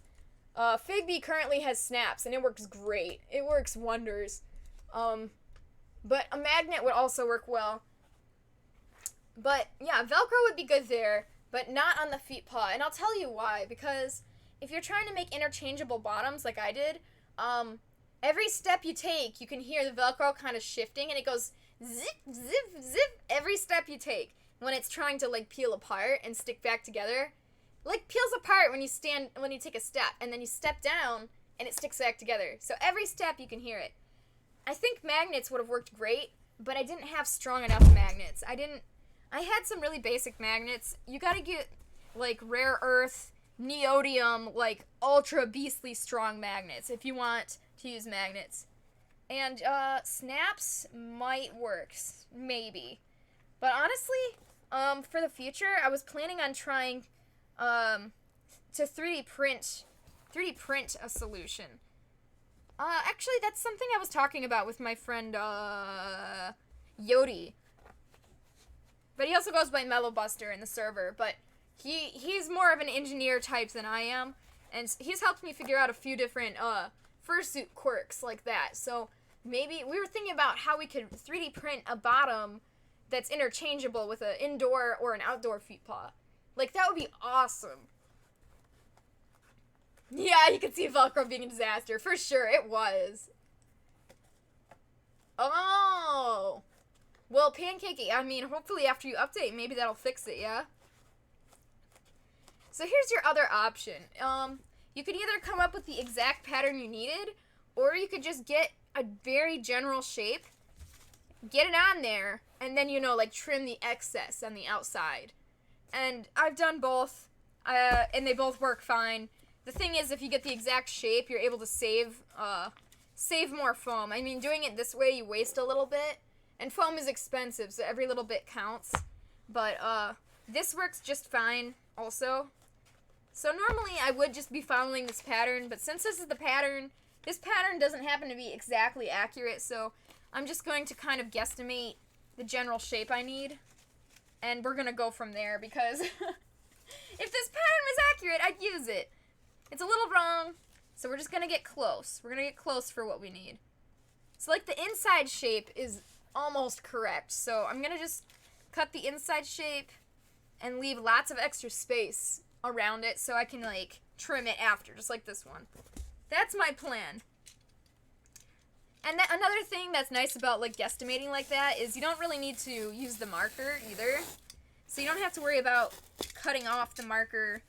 So that's kind of nice. I mean, obviously this hunk of foam is way too big for this right here. But so yeah, it's definitely wasting a little bit, but it's gonna give you a good place to start. There we go. So, most importantly, make sure that this inside spot right here lines up well with the foam. That's what you're trying to get, is the inside spot to line up. And you want to make sure you have enough extra foam hanging off on the edge here. Because if it's too short, you're going to end up with something like this, where you have it fits, like, great, it fits, but now I'm going to need another piece on the outside because it's too short. Like, if that makes sense. Croc paw! It's a croc paw! Okay, I actually love that. You know, from all the fur meets I've gone to, I mean, I usually only go to the same fur meet, but it's once a month. Ooh. Oh, I hope I didn't miss it this month. I need to look into that. Anyways, the fur meets that I go to, I'm always curious. I'm always asking people who have, like, the other people who have fursuits, I'm asking them questions like, what is this made out of? Is it comfortable? Is this something you like, or would you prefer a different thing? And that's kind of how I learned in the first place that a lot of people are actually really into the idea of Crocs for outdoor feet paws. They just work really, really well for most people. So that's great. I mean, that just by asking around, and even some people nice enough to let me try on their feet paws at the fur meets, I was able to learn what works and kind of what doesn't. So I was actually talking to somebody else who also had a foot paw like Figby's, where it was built on a tennis shoe, and they had the same issues that I did, where when you wash it, it's wet for a long, long time, and that's not ideal, you know? So, if you're a new fursuit maker, definitely ask around. See what other people's fursuits are made out of, and just learn. I love, honestly, like, other people go to socialize, I go to just gawk at other people's fursuits. Crockpot. Fur meat. Oh, no. Oh, no. You can tell I'm not a furry. LOL, yeah. Yeah, with the fur meat right there. That's really funny. Well, I'm actually shocked how long you've been willing to hang out on so many of my streams, even not being a furry yourself. I mean, you're like always here, always hanging out, and so supportive. I mean, like, you're probably gonna be the first non-furry mod I've ever had, which is hilarious. Well, Fel isn't really a furry, but he kind of likes the furry aesthetics, so I don't know. I don't think he counts as a furry, but I mean, he's pretty cool. He likes the furry stuff sometimes. Like, when you see a really, really sick, like, really powerful anthro wolf, or, like, a tiger with, like, a broadsword, or, like, a two-handed sword, or, like a dragon with a battle axe, like, you can't tell me that is not awesome. So, even though Fel's technically not a furry, like, he doesn't go out of his way to, like, have furry characters or art or anything, he appreciates the aesthetic with me. And that's nice. Aww, that's so nice. Thank you, Avengers. That's just so sweet. Me. I'll accept that you're my friend, I suppose. Alright, so this looks great, doesn't it? So yeah, once you get it glued on there, go on the back side, just hunk. What's the word? Chuck it off. There's a word for this. Just cut off the extra foam, and then when you flip it over, it looks great. So, yeah, we're just gonna do the same thing for the back here. Just kind of like guesstimate it, and we'll go from there.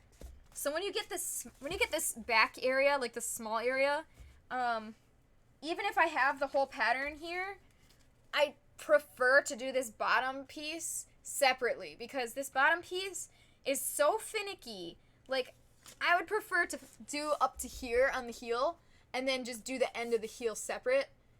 It's just so difficult, like, to get it to work properly.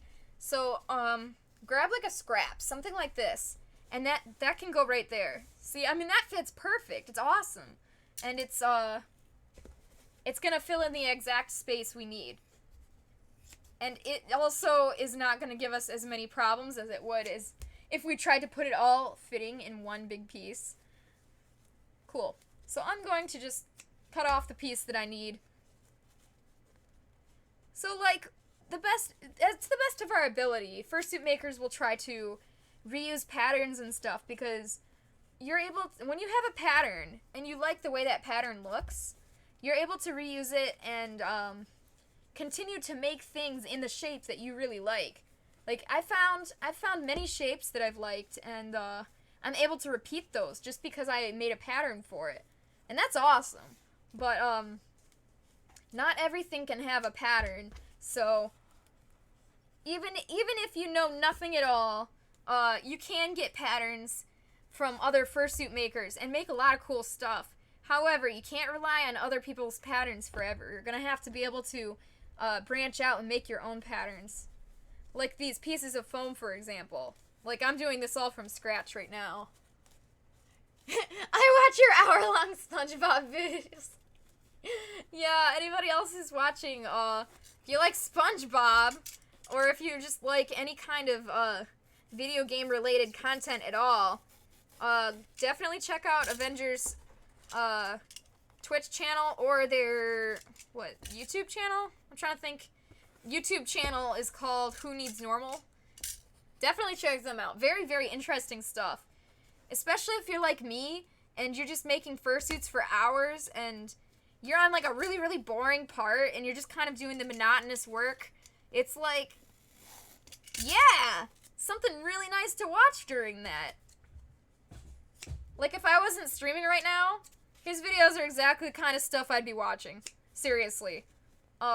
Because this is all, right now this is all repetitive. Dang, I cut this too short. This is all repetitive stuff that I will just be working on for a long time, for hours. So it's like, gotta watch something, right? Might as well have something that I'm really interested in. And I love video game content. There's a lot of really great, video game content creators out there making really interesting videos. Alright, either Phil or Carly, one of them. They're on the other side of the wall hammering something into the den wall. Alright, so I'm trying to get this shape here. See, I'm trying to fill in this little shape. That's what I'm trying to do right now. So I'm using my little scraps left over, and I'm trying to repurpose them.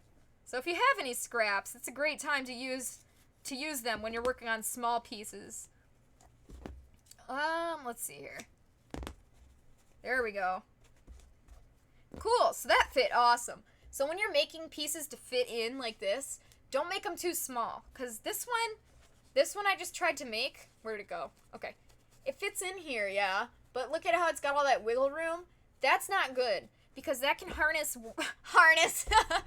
that can hold extra water. When you're washing your feet paw, it will hold extra water. And it can make mold in there. You don't want extra space. You want it to fill up as many cracks as possible. So if anything, make your piece a little too big and then shove it in there. And if it's too big, you can chop off a little bit. It's easy to chop off a little bit, but it's not easy to add on a little bit. Because again, remember, we're trying to use as little amount of glue as possible. Because the more glue, the more water is going to stick in there. And also, it's going to make your foot really, really, really heavy. So, that's not good. You don't want a heavy foot either. Like Figby, like, because I didn't cover up the foam in here, you can actually see some of it. He's just got chunks of foam hanging out of everywhere. It's really not well made at all. Like, this should be one thing of foam going all the way around. So, like this. See how this is one round ring of foam? That is awesome. That will dry very quickly. It's well made. It's not going to, like, crust apart if the glue comes apart. That's why, that's just, like, a poor foot made against, like, an example against a well-made foot.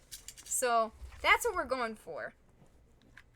But if yours happens to be all chunked together, you know what? Don't think of me as trying to down talk you. I mean, definitely you got to start somewhere, and quality is only something that you'll get with time. The more practice that you get making fursuits or any kind of art, really, the better you'll get. So if yours happens to be more on like the chunky, patched together side, don't worry about it.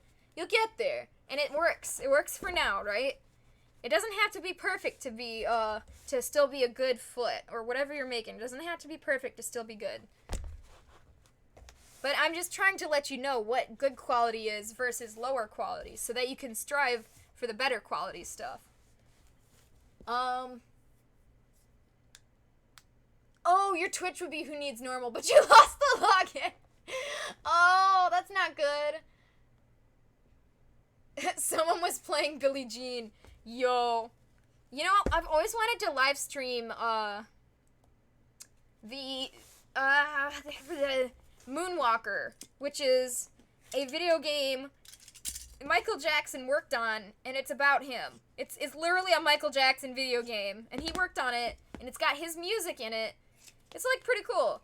I mean, it's not the best game in the world, but, I mean, you get to play as Michael Jackson, and it's got his music, and it's just cool. It's very cool.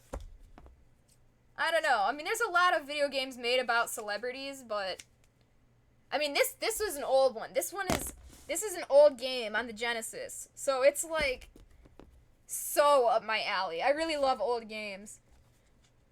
I'm afraid to look at the price of it right now though, because old games, like those retro games are making a resurgence. Everybody's trying to collect them.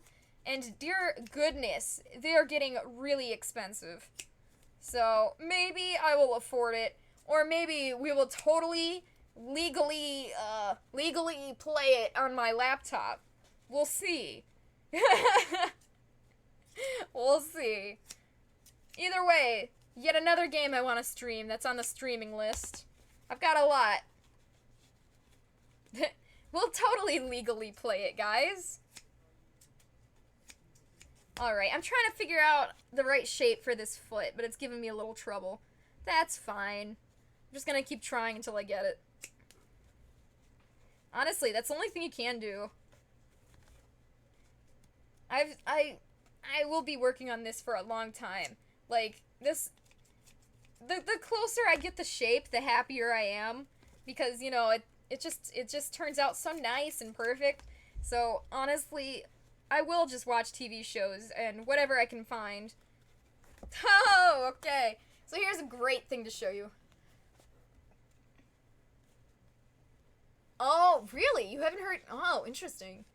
Michael Jackson is, like, classic. He makes great music. I'm shocked that you haven't heard more of that, but, I mean, that's alright. Maybe it's not your style, I don't know. You'd probably recognize a lot if you just heard it. Yeah, Sega games get pricey, for sure. It's pain. It's actual sadness. I wish I could afford more of them. They were actually pretty decently priced when I was a lot younger, but, you know, at that point, who would have thought that they would get that expensive, so... Alright, so here is a really good example of something I need to show. I got this piece, like the right shape, but the problem is it's too short. See, now there's this piece of, the bottom right here. It's too small. So, I don't want to... If I glue this here, that means I'm just going to have to take another piece and glue it on the end because it's too thin.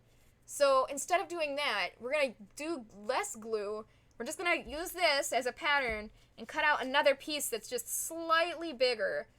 And, hopefully that'll fix the problem, because I guess that's just the big thing here, especially with the feet paws and the knees, anything that you're sculpting foam out of. The big goal is to use as little amount of foam as possible. Or glue. Little amount of glue as possible. Because not only does it cause lots of weight problems, but you know, the washing problems. There's just lots you could do much better. If you can do better, try it. However, I am gonna say, if you don't have a lot of foam, you might have no choice but to patch together a lot of stuff. And I know the foam is expensive, so if you don't have a choice and you need to, like, just glue together all these little pieces, I mean, obviously that's not ideal, but, you know, it'll get the job done. I know it's expensive to get foam, so that's another reason you might patch together lots of little pieces. Yeah, I wish Sega games weren't so expensive. It's kind of sad. I really like... I mean, that was one of the consoles I grew up with. I really loved my GameCube. And I had a Game Boy, and oh boy, I played my DS Lite to death, but the Genesis was pretty retro, even at the time, and I loved it. That one's just always been special to me. I don't know why, I guess. I just got it when I was so young. First game I ever played on it was, you know, Sonic 2, the best. I think the Genesis actually started getting packaged with Sonic 2, so I think most people... I mean, if you didn't buy Sonic 2, your Genesis probably came with it. So it's like, you're gonna play Sonic 2, whether you want to or not. But that is a great game, you know? Like, what a wonderful game. Okay, so this is, that whole first layer. And boy, that sure took us a while, didn't it? But you just see how much work goes into these things. So what we're gonna keep doing is, same thing. Make that same exact layer. Just keep building it up higher and higher. So maybe 2 more layers. And, like, ow, I glued myself. So this is kind of the end goal, is to get it about this high. So yeah, I'd say, like, at least 2 more layers. If you want stompy feet, maybe even 3, because they'll be really big. And, So once you get it to this point where it's just layered up, you'll get it to this flat layer, then you gotta put like a whole layer on top of the entire shoe, like leaving only a small round area here. So we're gonna layer it up to here, cover the whole thing except this foot hole, and then I do have a pattern for this back of the heel area, just like I have a pattern for this knee, you know. And that was all made by scratch. Like I hold it up to the model's leg and I just keep adding foam, I keep shaping it until I like it, and then I'll just make a pattern off of it. So there's so much to show and so much to say. It's just hard to do it in one day. I hate that that rhymed. This really is the Dr. Seuss stream. So yeah, that's where we'll go from here. I don't know if I'm gonna do this whole foot on stream. It's just gonna take a long time. But maybe I'll go for a little bit longer. Cause once you get up to this point, like you get up to this point with a flat, the whole flat piece. You put on this round tube, and then you put this kind of connecting piece that adds that round piece. Then you start chopping in between the toes to try to make them actually shaped like toes, like rounded out. And then at the very end, you can add this heel piece onto the back. So yeah, that's our goal. Yeah, I think I will keep going for a little longer, but we'll see how far we get. You totally played the Game Boy Advance Metroid games. Yo! And completely and legally and absolutely bought the $150 cartridge. Oh gosh. Yeah, that's very expensive. How would you even be able to play games like that if it wasn't for emulation? It's so sad. It's not like I don't want to own the physical cartridge. It's just impossible to. Right? And you don't even see all the foam that I stuffed under the camera. I usually have a garbage bag right next to me. I don't know why I kind of gave up on that. Usually I do. If you keep the garbage bag near you, you can keep it clean. But apparently I forgot how to do that. Alright. Indeed. We continue. So I'm just gonna keep putting the pattern up here. This is about correct. Cool. So I'm just doing the best I can, yeah? I mean, I think I really mentioned almost everything I could possibly mention about this at the moment. I mean, there's definitely more to say once we get past this initial first few layers up, but it's like, I'm not sure that I can really add much. I know, though, there is like so much foam around me right now. Ah, yes. This is my house. This is how I live. There's just foam everywhere. I can't stand the mess either. Like, every time I'm done for the day, like, doesn't even matter if I finished or not. When I'm done for the day, I'm vacuuming. Almost every single time, because I can't stand it. Like, in the morning, like, I come back to work on this, right? Where am I supposed to sit? There's foam everywhere. It's like I don't want to get foam all over me again. And it's just, it's a pain. So I always clean up. And boy, it is especially necessary to vacuum if you're switching between, like, let's say today I'm working on foam, but tomorrow I'm working on fur. Dear Lord, vacuum, please vacuum. Because if you don't, it's not going to be as simple as, oh, I dropped foam, let's pick up these pieces of foam. It's not going to be like that. It's going to be, there's foam mixed with fur, and it turned into static, and now it's stuck to your clothes. It's like, don't put yourself through the pain. Just don't do that. Just vacuum, it's so worth it. Dang, I accidentally got a ton of glue on here, and I wasn't ready to put glue there yet. I'm gonna just kind of wipe it off. Yikes. I don't want a ton of extra glue. I mean, I've been talking about that for like 20 minutes. Or longer. Probably longer. I don't want all this extra glue on there. Alright. Yeah, big mess. Story of my life. Yeah, this is actually looking great. I'm really into this. I mean, I'd be annoyed if it wasn't looking great because I was pretty sure I knew what I was doing, but it is looking the way I expected, so that's good. Yeah, I don't know when my brother and I are getting back together to do Jet Set Radio. I mean, our family's been going through a lot lately, and it's hard for me to even go out and visit him, so it's been hard. Hopefully we can continue to do the next part soon enough, but we're just gonna have to see when that happens. Because I'm pretty sure it's gonna be like a 3-parter, like a 3-stream thing, because, yeah, I get tired super easy. I can't just get through a single stream, of many hour length. I don't know how some people stream for a job, and they, like, stream for, like, 8 or more hours a day. Like, you crazy. That's just insane to me. I can't understand. Like, hardcore. I can barely stream for, like, 2 hours before getting tired. Speaking of which, it's about 2 hours in right now, and I am tired. Shocking. Furry foam of doom, right? Once you add the fur into the mix, it gets even more ridiculous. There's just no way to clean it. It's gonna be all over the place. It's like bad enough when you have foam everywhere, and it's bad enough when you have fur everywhere, but if you have both, it's just like, kill me. Alright. So right now, I mean, I'm just doing the same thing as always. I'm just kind of holding it up, seeing if it looks like it fits. It really is just like a puzzle piece. You just keep trying, hold it up there. If it fits, great. If not, just keep trimming it into the right shape.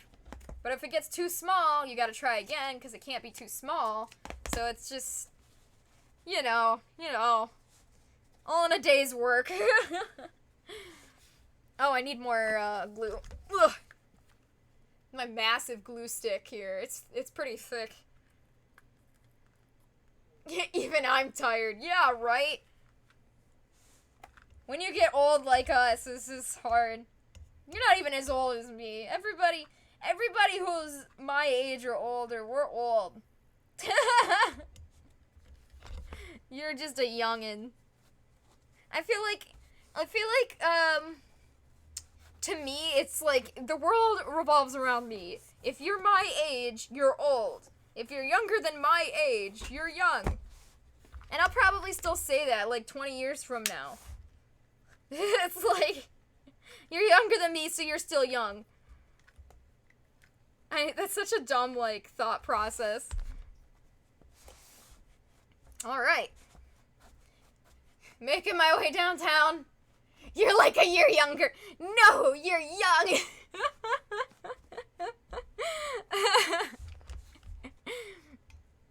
And for the rest of my life, I'll just keep calling you young because you're younger than me, so take that. Not even like a year. Good point. Barely. Hey, Indigo, how you doing? We're chopping up some feet for you. It's on its way.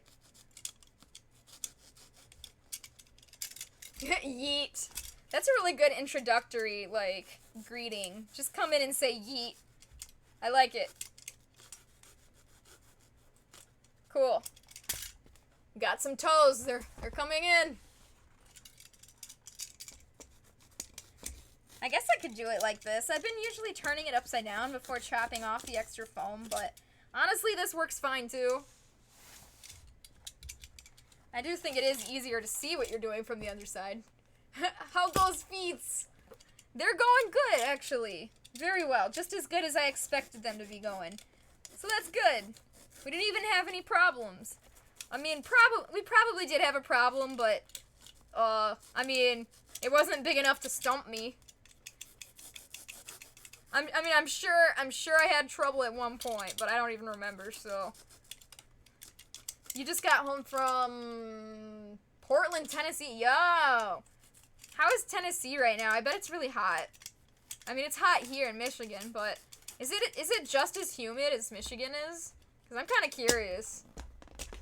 I miss Tennessee sometimes. Actually, just thinking about how I miss all my friends in Tennessee. Sad. Boy, yeah, this is gonna probably take too long for me to finish this on stream right now. There's just too many layers to add. Yes, hot! Air soup! When it's so wet outside and humid that it's air soup. I love that. I've never heard that before. That's really entertaining. Thank you for that. Honestly, though, I think you just made me want to go make some soup. I think I'm just hungry in general right now, but air soup, I would eat that. I could go for that right now. Alright.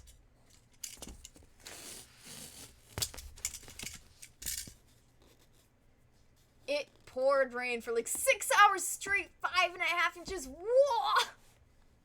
Holy cow! How was Tennessee? Oh, I couldn't see it. It was covered in water. Honestly, though, like, I mean, that's great. I hope you had fun, even though you were probably drowning. No wonder. Of course it's gonna be super humid there. Jeez. Yeah, that sounds like pain. It poured rain here for like 30 minutes and now it's sunny. That's good. If it rained today, I didn't even notice over here. But at least it didn't rain too long for you. I don't know what it is with this summer being so jacked up with the weather. Like, what even? I have no idea why it's doing this. It's just strange. I mean, what summer rains this much? Like, that's just not right, is it? I mean, maybe I'm just confused, but I'm pretty sure summer isn't supposed to rain that much. Thought that was like a spring thing.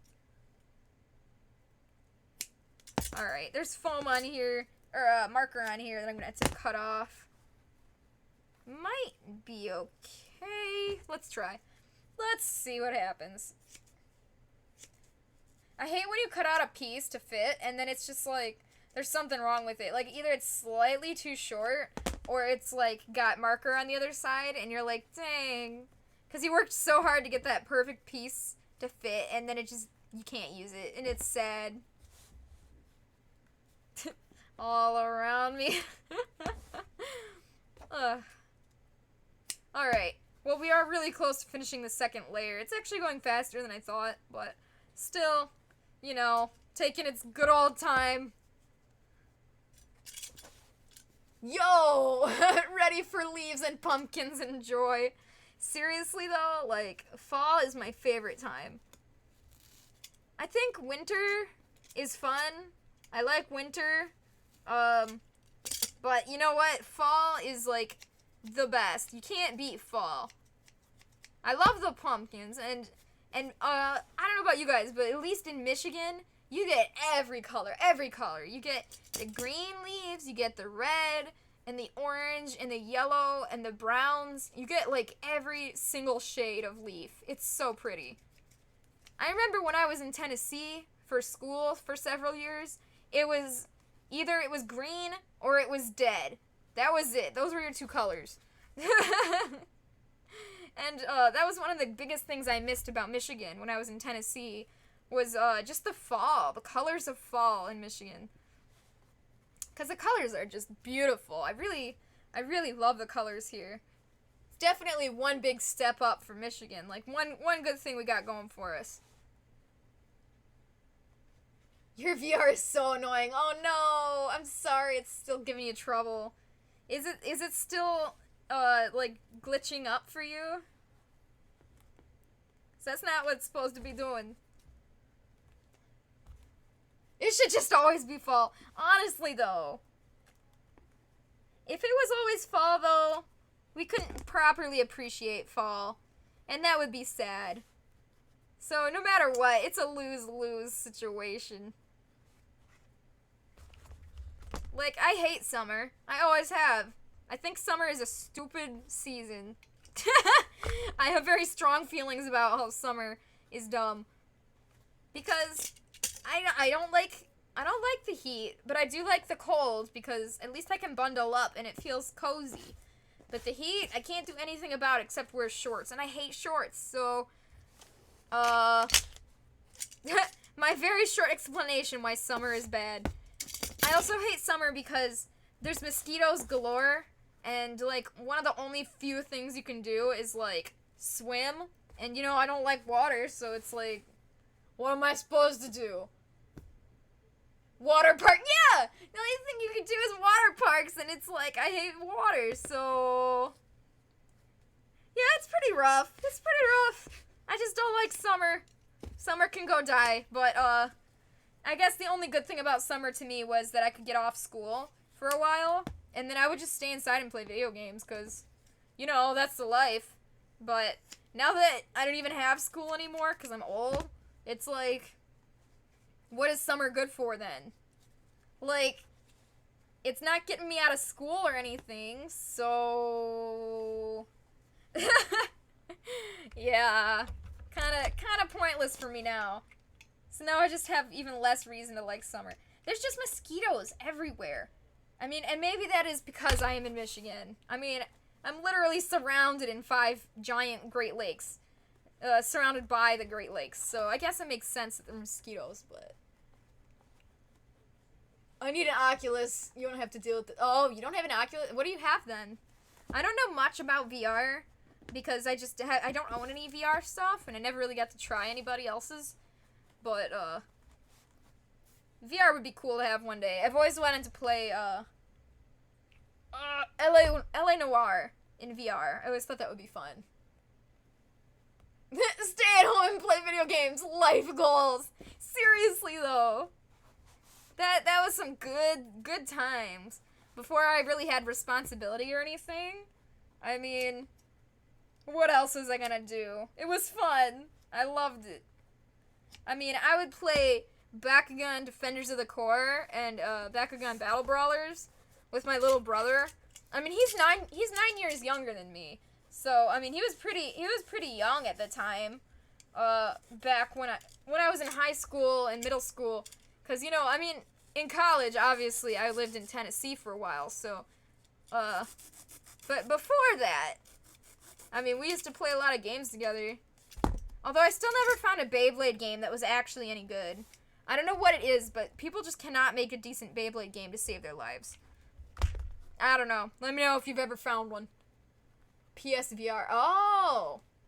See, I was looking into that. I was considering PSVR, but I didn't know which... I never knew which one to look into to buy, but... I've never bought... Obviously, I still haven't bought any VR systems, so maybe I'll keep that in mind that... Your PSVR is giving you trouble. Because that doesn't sound fun. Alright, so here's the part where, if you look at it from the side, I'll try to hold it sideways. The shoe piece here is still a little bit higher, so we can't put, like, a flat piece on top. Otherwise, it'll bow and then leave, like, air cracks on the foam. Basically, I mean, we can put a foam on top, but I really think we should add another layer first. But the thing is, I think we should add a 1/2 inch thick layer, not a 1 inch thick layer. So it's a little confusing. So what I'm going to do is, from here to the front, I'm going to add a 1 inch thick layer around. And then, or a 1/2 inch, I'm sorry, From here to here, we're going to add a 1/2 inch thick layer. And then on top of that, we're going to put more regular layers. Because, we're trying to make this foam flatten out with the feet, like the top of this foot. Oh, your phone is gonna die, oh no! Oh, well, thanks for hanging out for so long. This was a pretty lengthy stream, and you were here for a lot of it, so thank you for that. I don't even know how much longer I'll be going, but yeah, I will. Thanks a lot for hanging out. I'll see you later. Bye. I tried to say hi I tried to say bye in the camera, but it's just too low. It's just too low. Alright, so Let us continue our adventure of trying to get this to fit. So I'm gonna grab out some 1/2-inch thick foam. So here's just a little scrap I had. So this could work. Actually, I think this will work very well. So we're just gonna cover this around area with 1/2-inch from here up to try to layer. We're trying to get this foam layer flat with the top of the foot. So let's do that, and then we'll go from there. Ah. See, I have a lot of scrap left over of 1/2-inch thick foam. So if you have scrap that works, use it. Because, you know, this stuff is expensive, so waste not if you can. Alright. Unfortunately, we don't have too many people chatting anymore on the stream, but that's okay. We don't really need any chatters to have fun. We can just kind of still hang out together. I'm sure I will find things to talk about. I always do. Alright. So yeah, I'm gonna just kind of glue this 1/2-inch thick foam on here. This should work really well, actually. I'll try to get a smaller piece. There we go. Put a smaller piece up here. I don't need a huge square here. It's kind of extra. Just need to go around this toe. It's definitely easier to carve the right shape out of 1/2-inch thick foam rather than the giant 1-inch thick. It's really hard to cut a rounded shape, at least with scissors, but I'm just gonna keep trying. Even if it's difficult, I'm still trying my best. Alright. So this is good. This will work great. We'll put this here, and then we'll put this block here. So yeah, this is what I do. All day long, I'm just working on fursuits like this. It's just, I mean, it's fine. I have fun with it, but it does get a little bit monotonous when you start to do the same thing over and over. I mean, a lot of the stuff is not monotonous. Like when I'm thinking, oh, you're here, awesome, thank you. That's fine. I mean, you don't have to be in the chat. That's all right. But that's cool knowing that you're here. Thank you. All right, I'll put this here. It does start to get a little bit monotonous, but there's not much I can do about it. So that's why usually I'll watch TV or something. TV meaning YouTube, because who actually has TV anymore? Cool. So once I get this on here, the reason I said only to put 1/2-inch thick foam rather than 1-inch is because we're trying to line this up flat here on top. And if we put 1-inch, it would have been too high and there would have been a big gap. And the more gaps there is, not only does that leave potential for water to get stuck in, but it also will it functions like a coat. It'll actually trap pockets of warm air in there. It'll actually make it a lot hotter to wear. So I don't know if they're aware of that, but that's how coats work. They trap hot air in there. Like, that's why, like, comforters, that's how comforters work. They have, like, pockets of stuffing and just pockets of air. So, cool, huh? The more you know. So if we allow pockets of air to get stuck in there, that's not good. That'll make it get really hot. So we're trying to avoid that, obviously. Alright. So we're gonna see how this shape comes out. Hopefully this is a good length and we can cover up the toe of the foot. But if it's not, we might have to add some more foam, make it a little taller. I hope not. I think it looked okay. Yeah, this looks really flat to me. Let me finish carving out this rounded toe area, and then I'll hold it up so you guys can see better. Yes. Sorry guys, give me just a second. Oh! Again, the monotonous part is just really, ugh. Cool. Awesome. So yeah, that's why we added the 1/2 inch. 1 inch would have stuck up way too high. So that's perfect, really. So now we can put a flat piece of foam all the way across the top here. And that's what we're trying to do, is we're trying to, you know, get this to close up here. But we don't want to also forget about this back piece that we didn't put a layer on. So here's what we're going to do. We're going to put a 1 inch layer on the back here. And so obviously we got to make this even. So this is going to be, we're going to put another 1/2 inch thick on the front. So this is going to be a 1/2 and a 1/2. And then this one's going to just be 1 inch thick here on the back. And you know, the 1/2 and the 1/2 equals to the 1. So it'll even out. So that's good. That's good what we're going for. So first let's get that 1 inch to fill up this back spot. Let me see now if there's any good scraps we can use. There's not a lot of scraps for the 1 inch, but we can get a scrap for this back heel piece, because nice and small. That's good. Cool. So let's try that. Yeah, that'll work great, actually. I'll put this right here. Nice. So I'm hoping the camera is good enough for you guys to actually kind of see what I'm trying to show. I know it's a bit it's hard to get the lighting perfect and the location of the camera. It is ideal for you guys to be able to see what I'm doing, you know?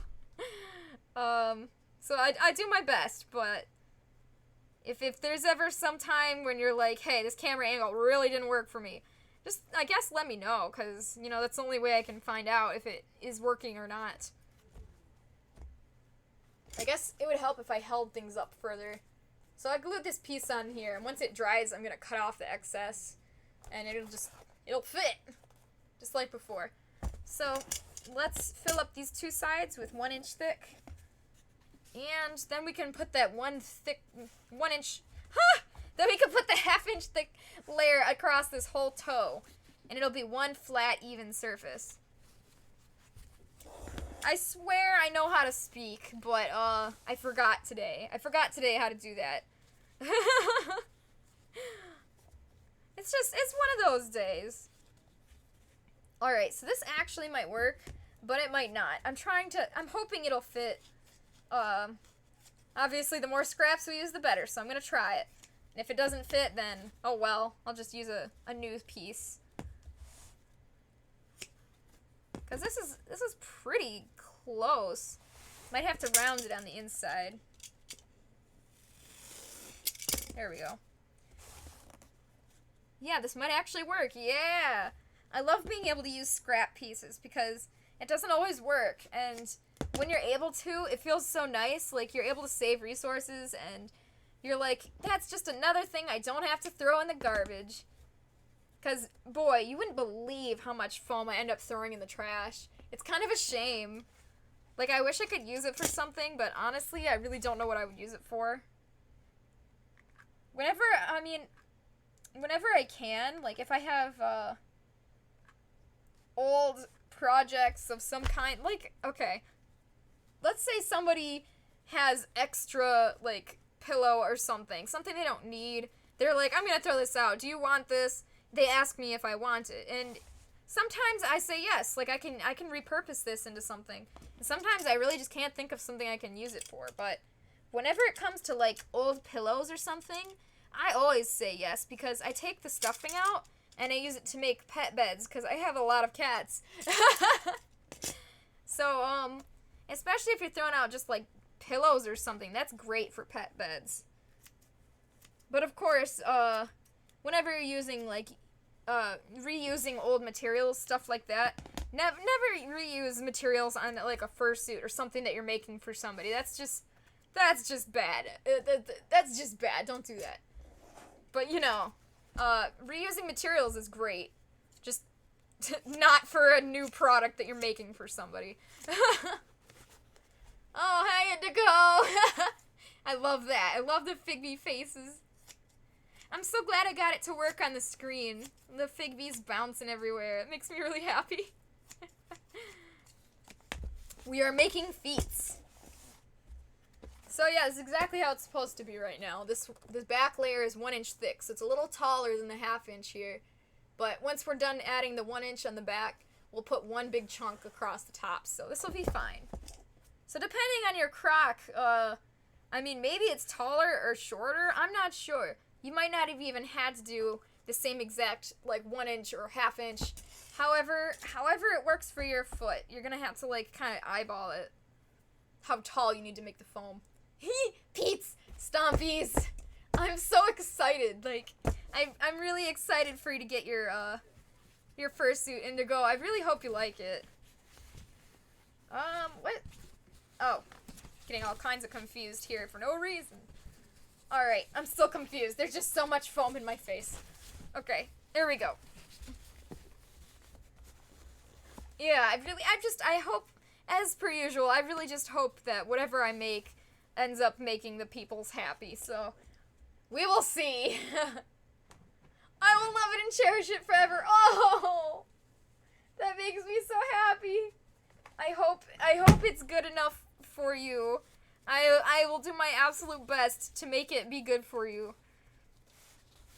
That makes me happy. Alright, so I'm gonna actually I'm rounding out this piece a little bit. It's completely straight, but since I gotta put it on this shoe, it's kind of curved here, so I had to just do a little curve. It helped, but it's not big enough of a curve. I'm gonna try again. A little bit bigger of a curve. Or I guess deeper of a curve, however you want to put it. Alright. So that's what I keep doing. Just keep holding it up. Keep trying to readjust it until it actually works. Yet somehow this works for me. It's been working. Oh, yo. That's right. I'm trying so hard. Like, the only thing that I'm kind of behind on is the head, which actually looks basically the same as it did before. I mean, I did a little bit of work to it, but... And the head is the thing that takes me the most time, so I'm definitely gonna try. I'm gonna try my best, because that would be super awesome. If you had it about your birthday, dude, that would be so ideal. I will try my absolute best. I cannot, oh man. Yeah, see, if I could mail it out by the 1st, that would be the best, because obviously, you know, you need time in the mail, so it's, I think, to get it by the 10th, to mail it by the 1st, and that is my goal currently, so we'll see. I really, really hope I can make it, because that would be so cool. I want to see all the pictures. Alright, we're actually making decent progress here on this foot. I'm really pleased. Not that I didn't expect to make progress on stream, it's just I don't think about it. Like, when I'm working on it on my own, I'm like, thinking about it. Like, this is how I'm going, this is how it's going. But, on stream, I'm kind of not even thinking about the progress of it. I just do it, and it just suddenly it's done, and I'm like, wow, that was fun. Stream is definitely very interesting, because your mind is not on, boy, this is taking forever. Your mind is more on, boy, I'm streaming, I'm showing everybody how this works, it's cool. So, I guess streaming is good for me. Keeps my mind off of how long it's taking, I guess.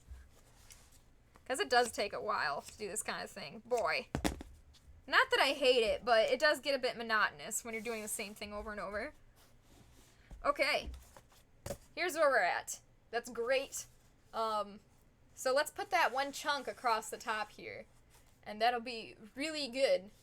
Honestly, I'm probably going to have to add another layer on top just because it's so... When you have stompy feet, I mean, you need the stompy toes. So for a good reference, let's hold up Figby's foot here. His are very tall, so if we wanted to make just normal shoes, normal feet, this would probably be tall enough. But since I want to make big, tall, stumpy feet, I might actually need to add multiple layers to make this even taller, just because his toes are too short. Like, I want it to be nice and big. Yeah. So, yeah, I think I will add another half-inch layer just to lay even like this whole thing out, make it even. But then I'll start adding more 1-inch layers to make it just kind of bulk up, get it nice and big. Because if we were going for a regular foot paw, this would probably be tall enough. But, you know, we're going for those cute big stompy feet, and I love the stompy feet, so taller will help with that. Cool. So let's get the half-inch out here.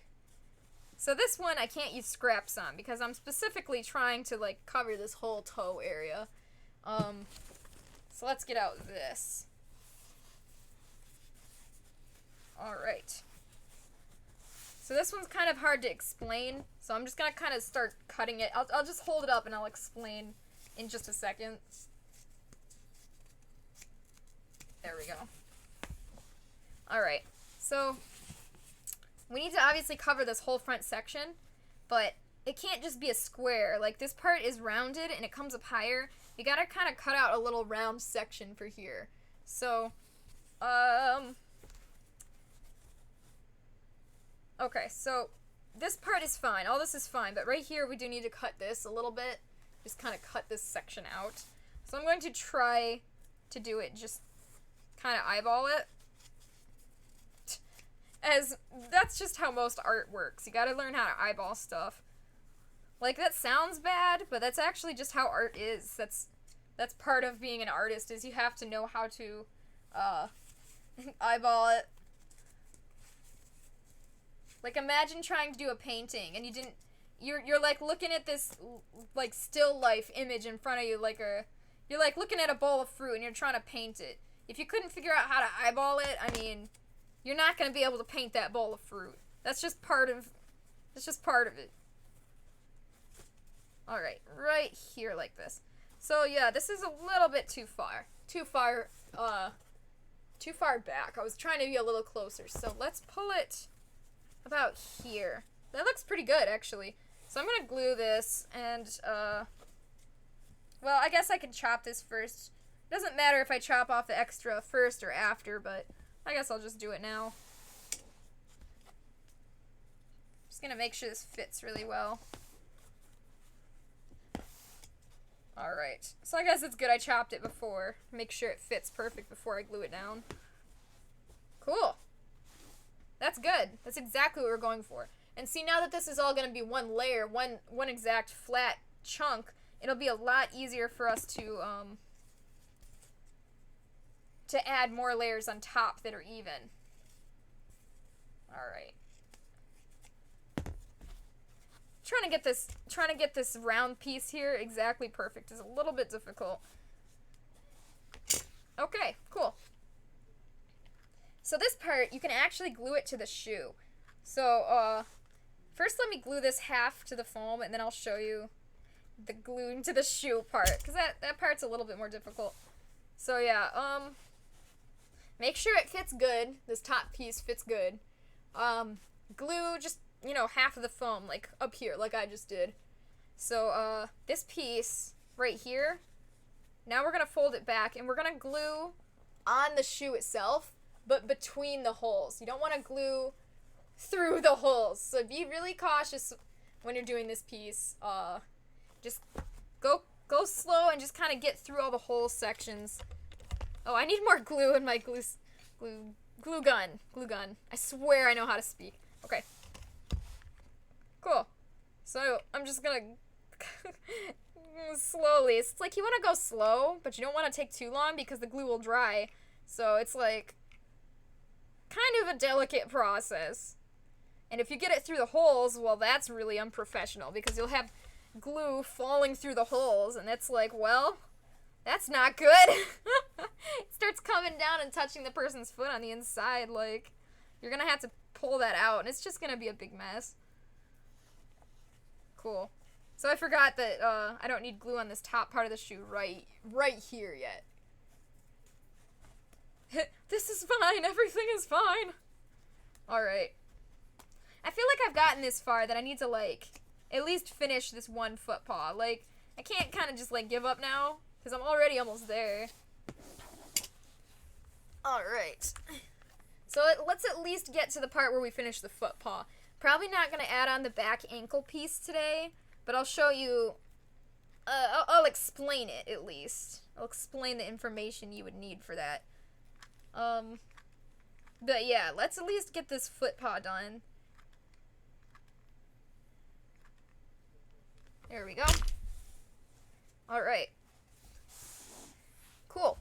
So different kind of glues, like this is obviously I'm working with hot glue here, but that's not the only kind of glue I've worked with. Like there's some really strong glues like super glues and E6, it's either 600 or 6000, something like that. Those glues are also very strong, but hot glue is ideal. Only move on to those other glues if you seriously need to, because they are so much, they're they're just like next level glues, and you know, they're kind of like extra.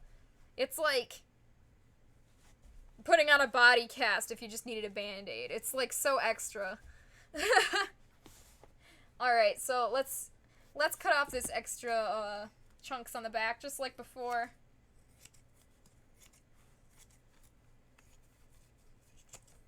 But the fact that there are stronger glues is a good thing to know in case you're trying to glue on, like, for fursuits, I've never actually had to use a super strong glue yet. But I know other people have for other things. Like, perhaps they're trying to glue, like, an eye onto something. Like, this super strong plastic glues, like, I guess it really just depends what you're working with. But, I mean, hot glue on its own is already dangerous because it's hot, you know. But other kinds of glue that are even more sticky, like, just even be more careful with those, like, never would have realized that glue could be dangerous, but, you know, it really is. Cool. This is awesome. Can't believe we just did this all in one stream. So, yeah, like, this could almost just be a foot paw on its own. Like, if I wasn't going for stompy paws, what I would do is I would add a piece here that curves up, just like right here, because you don't want the foot to be completely flat and weird. This is the piece that curves up that makes your foot look more normal. And I would carve a little bit in between each toe to make it look like actual rounded toes. But yeah, I mean, this could almost be tall enough just for regular toes, regular foot paw. But yeah, of course, we're not going for that right now. So let's keep adding a few more layers of 1-inch foam. So it's really nice to have the 1-inch and the 1/2-inch for this. If you're making these feet paws though, and you can only afford one, I would say for feet paws definitely get the 1-inch, because it's much better for feet paws, because you have to add a lot of foam onto here. It's like adding layer upon layer upon layer of 1/2-inch foam would just take you forever. It'd just be a pain for sure. Alright, so I'm actually going to kind of just use this as a pattern. There we go. Cool. So yeah, I'm definitely going through a whole roll of foam just for like 1 foot here. And then, you know, foam is expensive, so it's definitely a business expense. Part of the reason why fursuits are so expensive, you know, it's just the materials are just crazy expensive. And if you're newer to fursuit making, you're prone to make mistakes, you know. You're gonna lose a lot of materials, and you're not gonna get compensation for that back. So it's like, if you're not careful and you waste a ton of materials, it's all coming out of your wallet, which is sad. Yeah. So just be aware, the materials are a huge step of becoming a fursuit maker. It's really sad, but you do have to be able to afford the materials. And if you don't have any supplies yet, like glue guns or X-Acto blades, I mean, I have several kinds of scissors, and I use them all. Like, I mean, even just this mat, this cutting board, so I put the cutting board down so I don't wreck the carpet or the desk or whatever I'm working on. It's like, there's all kinds of little materials. Sewing needles, all of the threads even. Like, so much that even you wouldn't even think about. And it really does add up. So if you don't have any kind of supplies like that yet. It's like definitely a really expensive startup cost. I mean, I had a lot of materials when I started with Figby, and he costed about like $350, I'd say, to make. He was my first fursuit, and so between the materials I needed to buy and the materials I had, I think $300 is about reasonable. But you know, and on top of that, I had to do all the work. But just the foam alone would be like $100, and just the fur alone is like $100. That depends on how many colors of fur you intend to use on your costume. So yeah, it's crazy. Like, it's a shame that it costs so much to make these things. But there's just so much effort that goes into them too. It's just, I totally understand why they're so expensive. It's just kind of sad. I just wish everybody could afford to either make one or buy one, because fursuits are so fun. It's just, yeah. Anyways, that's kind of why I like to do giveaways, because, I mean, it's not much, but I do like to hand out, I mean, I make some tails, and I just kind of do a giveaway, and I hope somebody gets it that really would just love to have one. And maybe one day they will be able to, like, pay it forward and, like, help somebody else who wants a gift. Like, I remember I was in GameStop, boy, this was years ago, like, at least 10 years ago. So, I was in GameStop, it was, like, Christmas time, and for whatever reason, my family was so broke that year. Like, I don't know what happened, our family is just really broke, and, my brother, he loved Splatoon. You know, we had a Wii U, he played Splatoon every day. But we were so broke, and he had saw, like, Splatoon amiibo in GameStop. He was like, oh my gosh, that's so cool. He was like 10 or something. I don't remember. He was really little. And, a lady in GameStop she just straight up bought him those amiibo and just gave it to him. And I was like, oh my gosh. And she said, one day when you're able to make money and you're able to help other people, you pay it forward too. And, you know, I don't know, that story, I mean, that's just always stuck with me, you know? Like, wow. So, whenever I can, when I have the chance, if I have a moment, I like to do tail giveaways. I want everybody to be able to enjoy the idea of being able to wear a fursuit, even if it's just a tail, and just to have fun with it. And, I mean, I know it costs a lot. For me, honestly, even just the shipping. I mean, the other day, I just shipped one to Canada. That was kind of expensive. I have to pay for the materials. I have to make it, and making it costs a lot of time worth of money. You know what I mean? But it's worth it, and I hope one day those people can pay it forward too. Back when GameStop was relevant. Oh, that's so sad. Right? Remember when people actually used to go to GameStop? Good times. Very crazy. Alright, so we're starting to get to that height here where I want to kind of start carving out the toes a little bit. So I put a little bit of slits here between each toe, and that's like where each toe is going to end, like right in the middle of each toe. So now I'm going to kind of just take my scissors and round it out a little bit. And this can be kind of stressful because I know you just put a ton of foam on there. You just spent like a few hours like getting the foam on there, making it look right. And now you're just like chopping it off. Like, yeah. But just do your best and try not to worry too much about it, because if you mess up, you can fix it. And once you do one foot, it's easy to copy it. To do it on the second foot. But yeah, that first foot, I can see why that would be kind of stressful.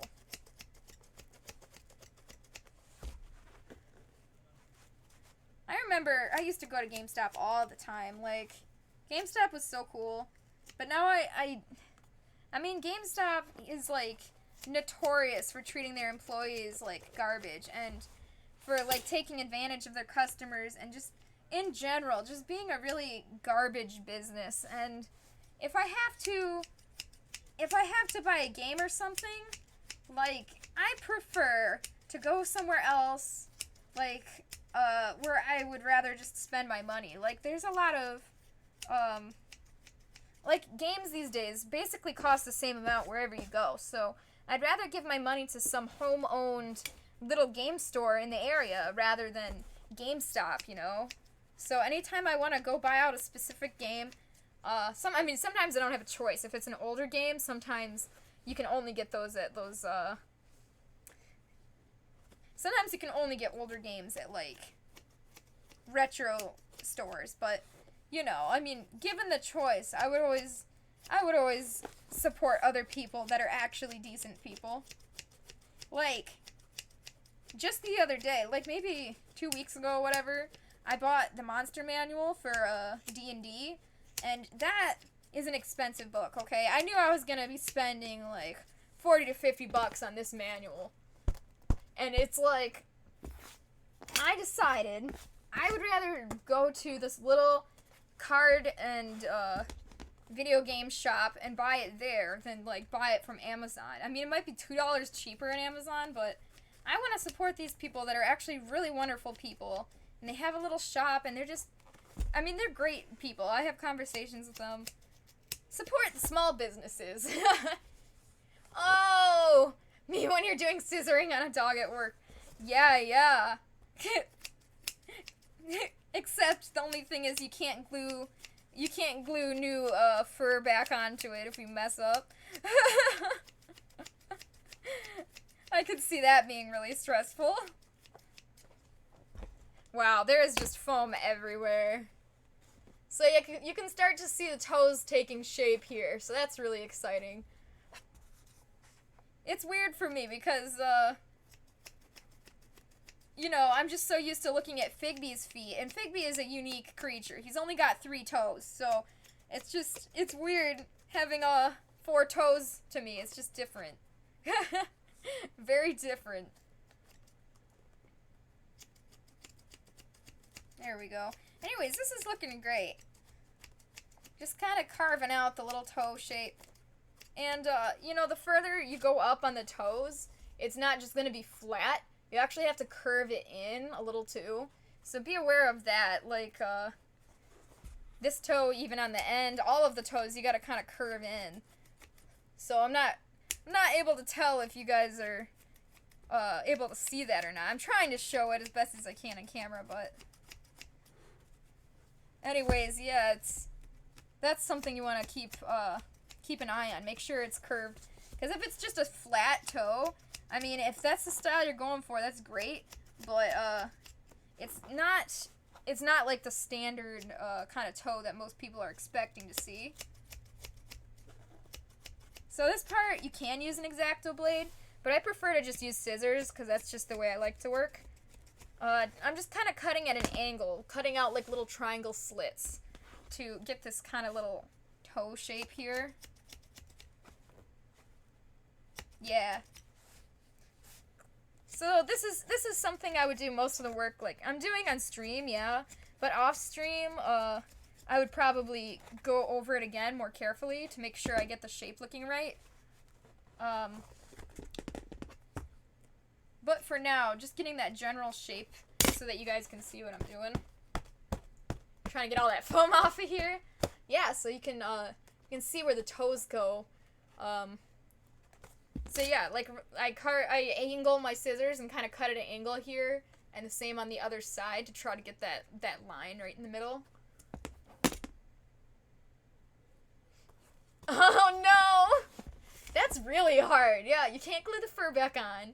I mean, you're shaving a real dog or whatever, and it's moving, and you're like, hold still, and it's moving. Oh man, I don't know how you do that.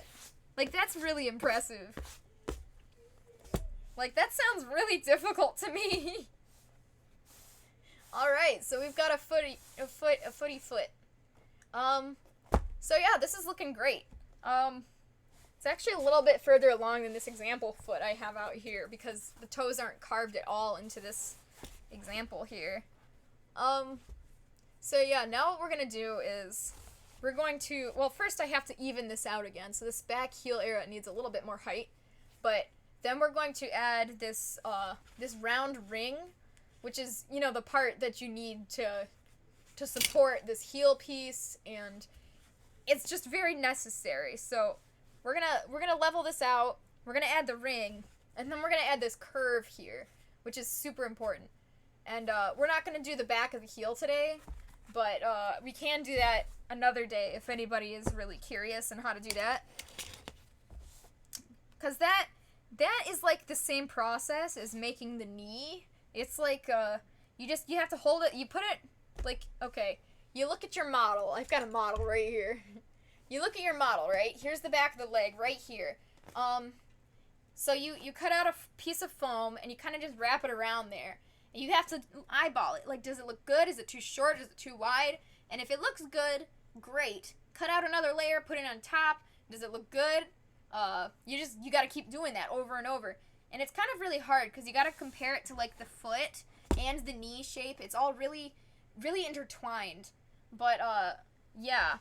So you just got to keep trying to add on, and you might even go through several back knees and front knee. Like, you might just go through several tries before you get the right shape. And it's definitely not easy, which is why I think you should buy a lot of foam. Like, if you want to make a fursuit for yourself right now, and if you have never done it before, you don't have any supplies, I think you would need a roll of 1-inch foam. If you're buying the same kind of rolls as me, a roll of 1-inch foam, mostly for the feet, and 2 rolls of 1/2-inch foam, because you're going to need those for the knees and for the feet. But specifically, especially the knees, like, you need lots of little layers, because if you try to curve something like this thick foam, it's going to bounce right back. So that's why you do lots of little thin layers on top of each other. It'll hold better. But anyways, me just talking. Cool, so let's level this out. Let's put 1-inch foam on here. So depending on what it is, sometimes I like to do it like at the same time. Like, I'll put both feet down there and I'll work on them at the same time because I want it to be symmetrical. And when you work on something at the same time, like, it's easier to make it symmetrical. But for something like this, where it's just, I mean, this is really straightforward. Like, this is pretty simple to me because it's just, you know, you gotta fill it up. Just put the same shape on there. Just keep making it taller. The foot, I don't really have trouble doing it this one at a time because it's gonna end up pretty symmetrical anyways. But if you're like working on the head or something, I highly suggest, like, anytime you add a piece on one side, add it on the other side. Like, keep those two halves symmetrical at all times, because that will really help you a lot. I think symmetry is one of the hardest things for people, and unfortunately, that's just something that you grow to learn. Like, you can eyeball it better. So as an artist, you're able to understand how to, you're mentally able to pick up when something looks symmetrical or not. So there's no way to really learn it other than just keep doing art and you'll learn it eventually. I mean, I guess you can learn it. You can try to teach yourself symmetry by, if you like look at things in real life and try to draw them. Like, I get it. Real life drawing is awful. I hated it, but it's kind of like a rite of passage. If you want to learn how to do a lot of good art stuff, you have to learn how to draw from life, draw from real life. So, I mean, I said this earlier, like, set out a fruit bowl, and just draw it. And learning how to draw things accurately will teach you symmetry. So, as much fun as it is to just draw only cartoon animals, which, you know, basically that's all I do these days, if you really want to get better, you need to teach yourself those other skills too. Like, drawing from life is a huge step into getting better. So, yeah. If you ever do try drawing from life and you get better at it or whatever, let me know. Like, I know you will, because that's just how art works. The more you practice it, the better you'll get. But just want to see if anybody, like, actually just tries it and they're like, hey, you know what? You were right, Clover. I don't know. It's just nice to hear that if you have some kind of advice and then people are like, you know what? Thanks. It's kind of nice to have feedback, you know. And I get a lot of feedback, like from streaming. I mean, people talk to me during the stream. It's awesome. But especially like YouTube videos, you completely rely on comments just to hear what anybody has to say about anything at a given time. So it's like, if you want to get better at something, it's really helpful to have comments to tell you, like, your stream was great, however, your camera was too low, or your mic was too quiet, or I didn't know what you meant when you talked about this. So just general critique. That's awesome. That's awesome to have as like a streamer or YouTuber, like. And it's definitely possible to give critique while being nice about it, because I've had lots of people, I mean, in the past, this happens all the time, people trying to give critique, but they go about it, like, in a mean way, like, your stream is awful, I can't believe you didn't mention this, or something, like, I don't know why people gotta be so mean, like, especially in college, like, I'm very used to critique. Critique is how you grow as an artist, when people tell you what you're doing wrong and what you're doing right and how you can improve. So, yeah, if you just drew something and you're like, this is awesome, I just drew this, it looks sick, and you show all your friends and they're like, yeah, that's awesome. But if one of your friends says, like, well, maybe the arm is a little too long or something, don't be insulted. Like, they're trying to help you. They're not trying to be mean and say your art is trash. They're just trying to help you so that in the future, your art will be even better. So, yeah, like, don't take it the wrong way if people are trying to give you critique on your artwork, on whatever kind of art you're doing. I mean, even my fursuits, like, I want people to tell me, like, hey, Clover, I think your costume is, like, well made, but I think this could use a little more mobility, or you could have used extra stitching here. Like, any kind of critique is great to hear. Even good critique, like the way you did the shaping on this hand paw was very well done. Like, that's great. Good critique, bad critique. It's all part of the art circle. So you gotta kind of get used to it. You gotta have a little bit of a tough skin, especially from people, if you're getting critique from people who don't know how to word it right, and they make it sound like they hate you or your art. Like, sometimes they're just trying to help, like, legitimately trying to help, but they say it in a bad way that sounds like they're trying to be mean. And then you got some people who are literally just trying to be mean, so. Yeah.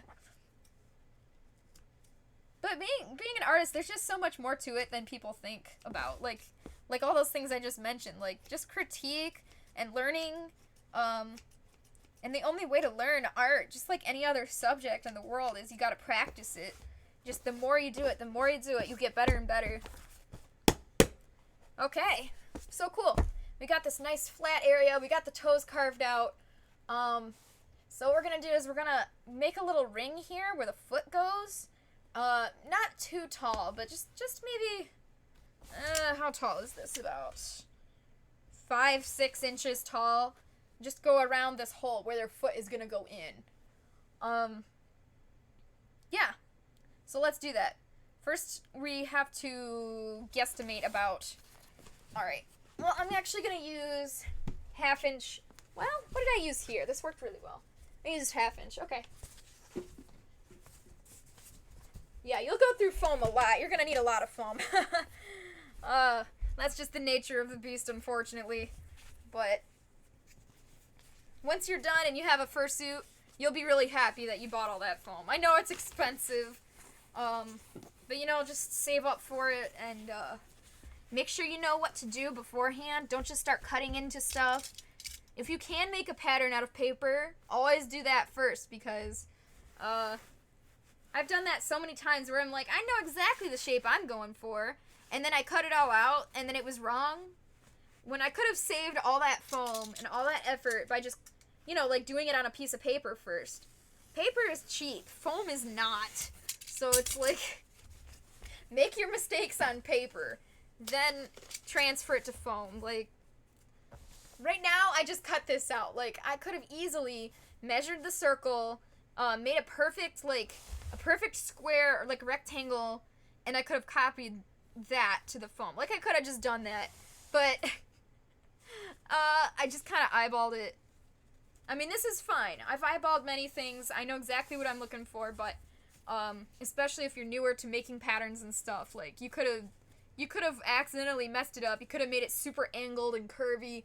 It's definitely worth it to make a pattern on paper first if you can. Like, I know I just didn't follow my own advice, but like I think I've had enough practice where I can be okay with it. Okay, so now I'm just trying to put this on here. Basically, so here's the front of the foot, right?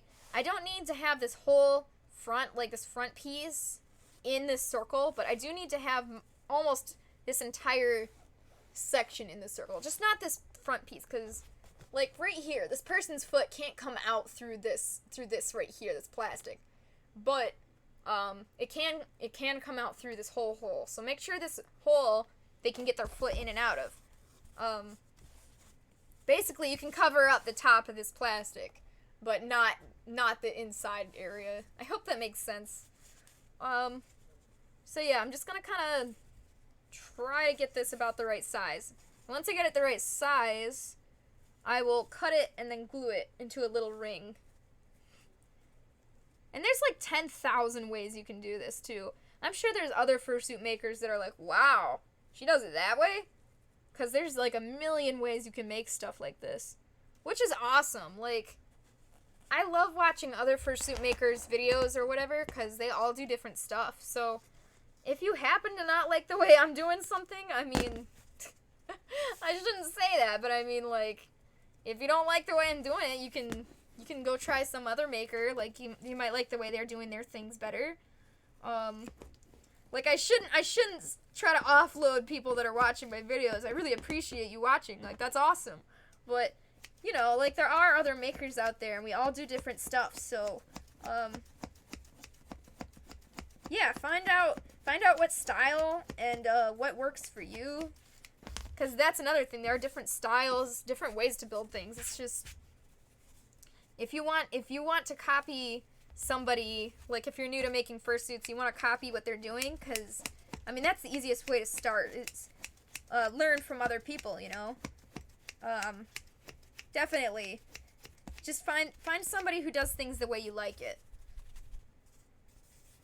Sometimes you'll look for a maker that does something similar to what you like, but they're not doing exactly the thing you're trying to do. Sorry, we're gonna make mashed potatoes and peas and stuffing. Does that sound good? Yes, please. Okay, cool. Whoa! Alright. Happy day. Fella's making me food. Yay! Yay! Alright. Awesome. So this is gonna work well. So I'm just gonna... Okay, so last time, I just took the two ends and I kind of just, like, glued them together, like, the best I could, like this. And it worked well. This time I tried to kind of, like, edge it, like, curve it. So it's, like, kind of rounded. Like, it'll fit together like a puzzle piece. Honestly, both of these ways are working for me. I just tried this one just now. Like, just curving it slightly. Honestly, I mean, it looks great. It's gonna work the same way. So yeah, angling it or just putting it straight, whatever. I think it's gonna turn out well. Cool. So I just need to get this to stay. Once this dries, then we'll stick it on there. But I want to make sure I hold it together until it dries, because it's gonna need at least a minute or two. Ugh. The big stress. I don't know how I didn't see that before. Yeah, this is a pretty long stream for me. I get tired very quickly, especially when streaming. I don't know, I'm not used to talking to people. I mean, I'm good at it, apparently. I'm able to keep up a conversation with myself for, like, apparently 3 hours, but... I don't know, I just get tired usually, so I'm shocked that I'm still here. But I kind of wanted to finish, like, at least one foot paw. I mean, we got this far. LOL. I know, it's a shame. That's okay, though. You know, I'm still happy to have you here, even if you are the only one. The numbers kind of fluctuate crazily when it comes to streaming. I never know what to expect. Sometimes it's a lot of people, and sometimes it's, like, no one. But I do appreciate you being here. Thank you. Alright, so here's what we're gonna do. Line it up well. Let's glue this guy on here. I'm actually gonna start with the heel, because this is like the perfect rounded curve right here. So let's take advantage of that perfect curve. Alright. It really doesn't matter which side you put the seam on. However, I'm personally gonna put the seam, like, do you know what I mean by the seam? Like this one piece that we glued together. I'm gonna put it back here on the heel, just because it's gonna get more layers of foam to cover it up once we put that heel piece on. So that'll help it be more durable in the end. So you could put it anywhere, really, but I think it'll be more sturdy if you put it on the back here. Because once we cover that heel, when we put the heel on there, it'll help. I wonder, yeah, here's my heel. So here's my example heel. Like, it'll go, come here, camera. Whoa, okay. So here's our example heel. It'll go, like, up here or something, but it's going to be a lot taller than this. Now, this is a short example one. It'll be, like, here. It'll cover up this whole area. Sorry to disturb. Yeah. Caitlin has changed, or not Caitlin, Carly has changed her mind. We're doing Tropical Smoothie Cafe. Ooh! I know you like the veggie meat on that one thing that I get, but what smoothie do you like? I don't need one this You time. don't need one. You just want the chips and the sun chips and the veggie meat. Actually, get me a, I like the kiwi. The kiwi. Yeah. Like a kiwi? Is it just literally? No, the kiwi fruit? smoothie. Give me Oh, the kiwi smoothie. Is it just called kiwi? I think they called it kiwi quencher. Okay. Yeah. So, but for your side, do you want sun chips? Yeah! My addiction to sun chips continues. No, sorry, chat. You can. Thank you! You can have her back now. Tell me what it comes to and I'll pay you back. This is awesome. Alright, they're going to Tropical Smoothie Cafe and they're buying me food. I mean, I'm gonna pay them back because it adds up. But, okay, the thing I love about Tropical Smoothie Cafe, they have vegetarian options there, which is amazing. Do you know how hard it is to find vegetarian options most of the time? Like, it's hard being a vegetarian. People just don't sell veggie meat stuff. And do you know, like, there's literally no food for me at McDonald's? People, like, live for McDonald's, and I can't even eat there. There's literally nothing for me to eat there. It's kind of just crazy.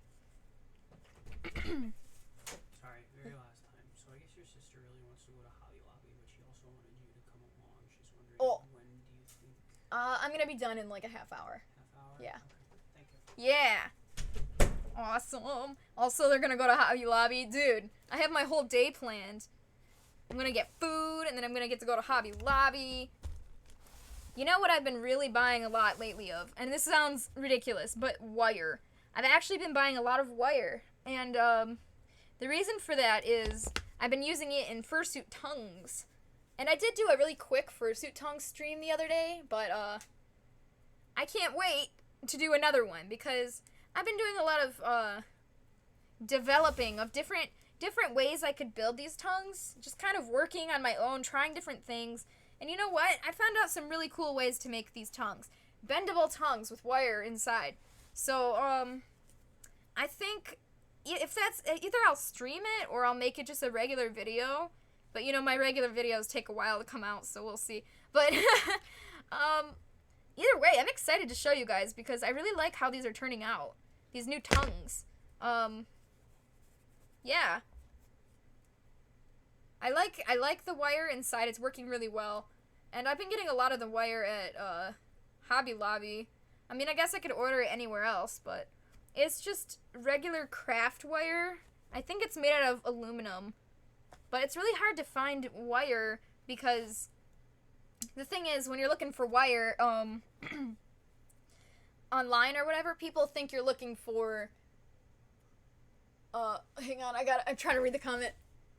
Wires and tongues, interesting, right? But when you bend it, it stays bent. Like, you can make it do different shapes. It's really cool. When you're looking for wires, though, a lot of, like, online, people think you're looking for, like, electrical wire, like, that, you know, that actually carries a current. And I'm not looking for electrical wire with, like, a red and a black or whatever. I'm just looking for standard craft wire, and you can usually find that in Hobby Lobby, in the floral section. So that's really cool. So if you feel like trying to get some wire for anything, yeah, that's the place, apparently. Isn't that neat, though? It's really cool. I really like exploring new stuff, like coming up with new ideas, new engineering project ideas for fursuits. Alright, so this tube is almost glued on. And yeah, we are gonna go probably, a half hour at most. I'm just kind of trying to get this foot done so we can just do it together on stream. I hate to be so close to finishing the foot and then not finish it. Like, that would be kind of so sad. 3 hours! I know! It's just such a long stream. I never do long streams like this. I'm probably gonna, like, take a nap or something. I'm so tired. I don't know how people stream all day for a job for, like, 8 hours. I get tired so fast. Alright, so you can kind of get the idea here of what we're going for. We're gonna have the heel on the back here. It's gonna connect to this piece. This piece is kind of bending out right now, but it will be flat once we, it'll be the correct shape once we get the heel on there. But we aren't doing the heel today. We're just gonna finish this foot. And, honestly, this is almost it. We're just going to add, like, this curve piece here, which is super important. Like, I don't know if you've ever drawn, a furry of any kind, but here's this foot. This one isn't done either at all, but it's got some pieces that this one doesn't. So here's the back heel connected, and this piece right here, this curve, is really important to try to make that shape more believable. It can't just be like a 90-degree angle like this. It just doesn't look right. So let's fix that. Yeah, 3 hours. I'm actually, like, shocked right now. I hope I can still talk tomorrow. This is a lot of talking for me. Alright, so there's a few things we could do here. We could either take a piece like this and kind of, like, curve it. And that's worked for me before. But I kind of want to try it more. Let me see. Yes, that would work. Alright, I know what to do. So we are going to curve this piece, glue it on here, but we're going to have to smooth out these edges. This edge right here, because, you know, it's a square. We want it to be rounded. Either way, you gotta go, oh no, that's fine. That's totally fine. Thank you for hanging out for so long. Like, sheesh, you were here for a long time. I appreciate that. Leaving me not alone that was really nice. I'm just here chatting at myself. Otherwise, you know. Avengers, that's so funny. I know I'm shocked as well. I'm very shocked. How am I alive? Me neither! I mean, I've had streams as short as, like, 35 minutes, like the other day when I was washing Figby's head. But 3 hours, dang! Do I get a raise? I should get a raise for this. Alright. Well, yeah, me neither. I wasn't expecting it to go this long. Like, dang. But thanks for hanging out. Like, seriously. It was nice hanging out this whole time. I mean, I'm shocked you stayed this long.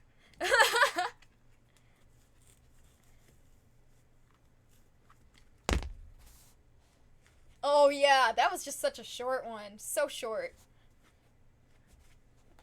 That was probably the shortest stream I've ever done. Like, the half-hour washing my fursuit head one.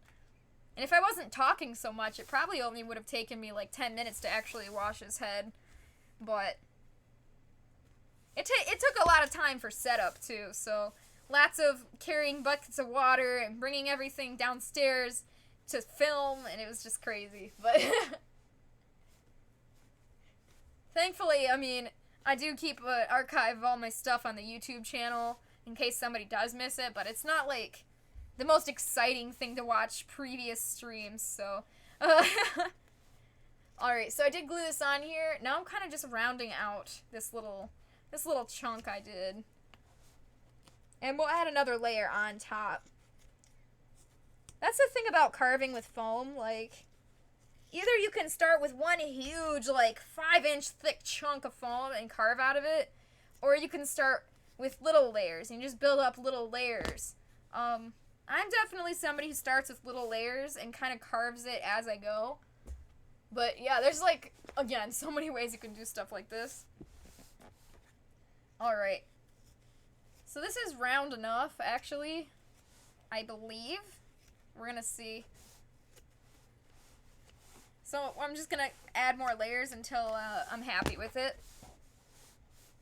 Might have to close the light, close the window here. It's just so bright. There we go. Should have done that hours ago.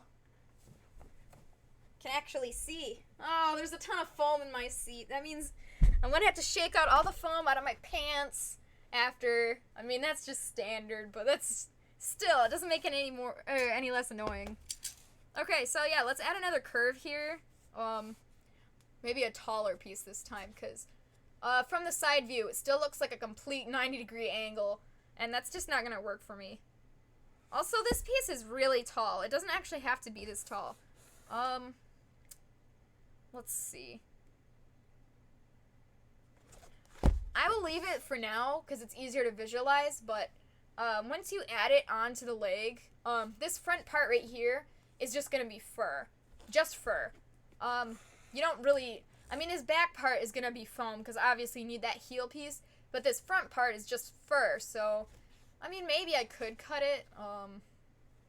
No, I don't want to cut it. I can't really cut it yet, until I have the heel on there. So, we will put the heel on there. Maybe I'll wait. Maybe I'll wait to finish this one foot. We'll do it next stream. Because we'll put the heel, and once you have that whole thing, the whole visual, you can look at it into one big piece, and you can decide, okay, well, now I can cut this piece shorter. You just kind of don't want to, you don't want to cut things until you're sure. Because right now, this is a very 90-degree angle. It doesn't look very, stompy foot. So, again, here's Figby's foot, for example. It's very, very round. Very, very round. You can't even see that it would be like a 90-degree angle in there, because it's really rounded. And, again, Figby's toes are taller. So, in the end, I'm probably going to actually make these toes taller to make them more stompy. But for now, we're going to add another layer. I'm going to do it now. And we're going to just see how it looks, and just kind of keep working on it until it looks correct. I'm going to have to cut out a new piece. But yeah, I actually might just stop here for the day, and maybe next time we can do the heel piece and add it on. I feel like we should. We probably should, because that's part of the way I make my feet paws. Like, the heel is separate sometimes, depending on who makes it, but the way I like to do it, I like the heel to be connected, so I don't know. I guess I should just take you guys through the whole process of, I mean, that's the point, right, of the stream, is to take you through the whole process. So I guess I will just glue this on, and then we will continue next time. So yeah, this will make it slightly less of a 90-degree angle. It's still quite a bit of a curve though, so gotta make sure you just keep rounding it out. Make it really, make it smooth, you know, that's what we're going for. That's smooth. This might actually be better if I do a few pieces. Yeah, this is fine. This is fine. Everything is fine.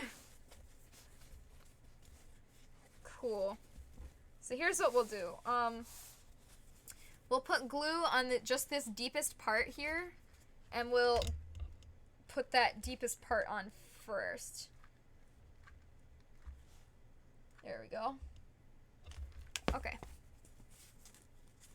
So I'm going to make sure I get it like this. There we go. Okay. So I'm going to hold this till it dries. Then we can glue the rest of this down. Yeah, this was a really long stream for me. I'm shocked. How am I still awake? LOL. But, oh, there we go. Okay, cool. Normally, I would just be so exhausted by now, and I am exhausted. I guess I've just been really excited. It's really exciting to do stuff, to make fursuits to me. So, it's like, you can be super sleep deprived, but if you go to an amusement park, I'm gonna be awake. I'm gonna wake up for that amusement park. It's like, there's no way I'm not gonna be awake for that. It's like this. It's like I'm really tired, but at the same time I'm having fun, so... It's a different kind of tired, actually. I mean, it's not like a physical tired, it's like a... social tired. You get tired of talking to people. Cool. Alright, so... once this dries, I will be able to round it out a little bit better. I'm gonna have to hold it in place. It's still trying to dry. Yeah. I mean, that looks pretty great, actually. And once you put the fur on there, it'll look much rounder, too. Probably needs at least one more piece right in the center to kind of round it better. Might wait on that. So the other option, other than doing this curved way, where I put the curved pieces on here, is to make like a 90-degree angle piece like this, and just kind of like put it all the way down, and that would work. That would actually work just as well. Maybe not, maybe if not, it would have worked even better. But this is the way I decided to try to do it today. But if you'd rather, I mean, you can try to put it 90-degree angle piece on there, and then try to curve it from there. Honestly, both ways would work out totally fine. So, have fun trying to figure it out. Just try different stuff. Find out what way works for you. What way you like to try. Alright. Cool. So I just kind of curved this around a little bit more. That looks great. It looks much better. So you don't need the curve all the way onto the sides. These curves are a little bit too big. You do need the curve for this front spot, but it doesn't need to be on the side, so I'm actually going to trim it down a little bit. Shapes are a really... Basically, people are like, how do you draw this fur? Like, I'll draw a really cool, cute, whatever, furry or whatever. And people are like, how do you draw that? Or at the same time, like, I'll sculpt, like, this foot, I'll sculpt a knee out of foam, and people are like, well, how did you do that? And it's the same answer every time. It's all about shapes. And, you have to be able to visualize this shape. Like, does this look good or does this look bad? And, being able to draw is actually a really huge positive. If you can draw, it will help you make a fursuit. Like, I'm not even kidding. It will help a lot, especially when it comes to sculpting the shape of the foot, the knee, the ankle, but especially when you're sculpting the head. So, like, if you want to make a costume and you don't know where to start, I'm serious. The first thing I would start is drawing. Like, learn how to draw your character, and then learn how to draw what it would look like in a fursuit form. Like, in fact, things that I've done before, you can take a picture of yourself, and you can put it on, whatever Photoshop or whatever you have at the moment. Sometimes I use Pixlr, because it's free, and it's online. You can put a picture of yourself on there, and then draw over it, to see, like, get that really good shape that you're actually looking for.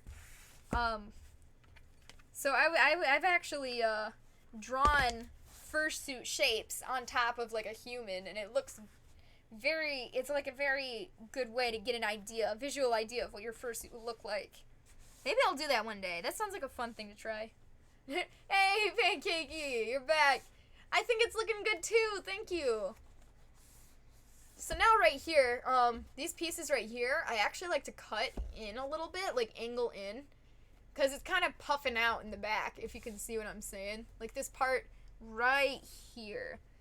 This part. Try to slide, like, just make it a little smoother. If that makes sense. I like to smooth that out. Normally I will just use scissors on that, because if you try to cut through that with your blade, it will just immediately dull your blade. So, cutting through glue, anytime you're cutting through glue, use your scissors if you can help it. So yeah, here's the side. It's still kind of like 90-degree angle looking, and that is okay, actually. Because the fur will hide some of that angle. But, you know, the better you can curve it, the better it will be.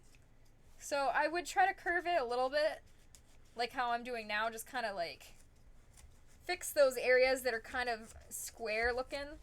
But it doesn't have to be perfect, because anytime you cover something with fur, it's hidden.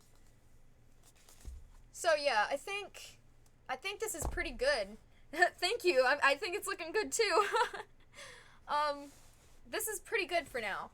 So we do have to add that heel piece. And if you didn't want to add a heel piece onto here, if this is just the way you wanted to make your foot paw separate, honestly, I would cut this right here. You wouldn't need all this extra foam piece. You could stop it right here. Like, you've got a foot paw. There you go. But since I am adding that heel piece, I like to leave this piece taller to support that heel piece. So yeah, we will do that next stream, because me being a perfectionist, I don't think I could just leave it like this. I feel like I would want to finish the heel. Oh, I love the little Figby. I can't just leave it half done. That's just not me. So, yeah, we will go over it and finish. Now, the time, I couldn't tell you. Just keep an eye on the Discord, because especially with my family lately, we've been having a lot of family emergencies. It's just lots of people in the hospital, lots of bad things happening. So even more than before, like the stream certainty, I don't know for sure if I'm going to actually be able to be live at certain times or not. So sorry about that. Just keep an eye on the Discord for now. And yeah, we will finish this, because I think this is looking pretty great. Got a nice stompy foot. And now I have to vacuum. Now it's time to vacuum. Wow, it's dark in here. Oh yeah, you guys want to see my new wolf shirt? I got this at Frankenmuth. Is it the cutest thing or what? I love it. Yeah, so if you ever go to Frankenmuth, I will tell you the exact store you should go to, where they have like at least 5 or 6 different wolf shirts. They're so good. Alright guys, well, I'll let you go, so thanks for hanging out. Sorry this was a really long stream, and we will finish the heel of this later. Yeah. we will. So, bye! Now I gotta turn off the stream, and it's way over here. Come on. Okay, found it. Okay, bye!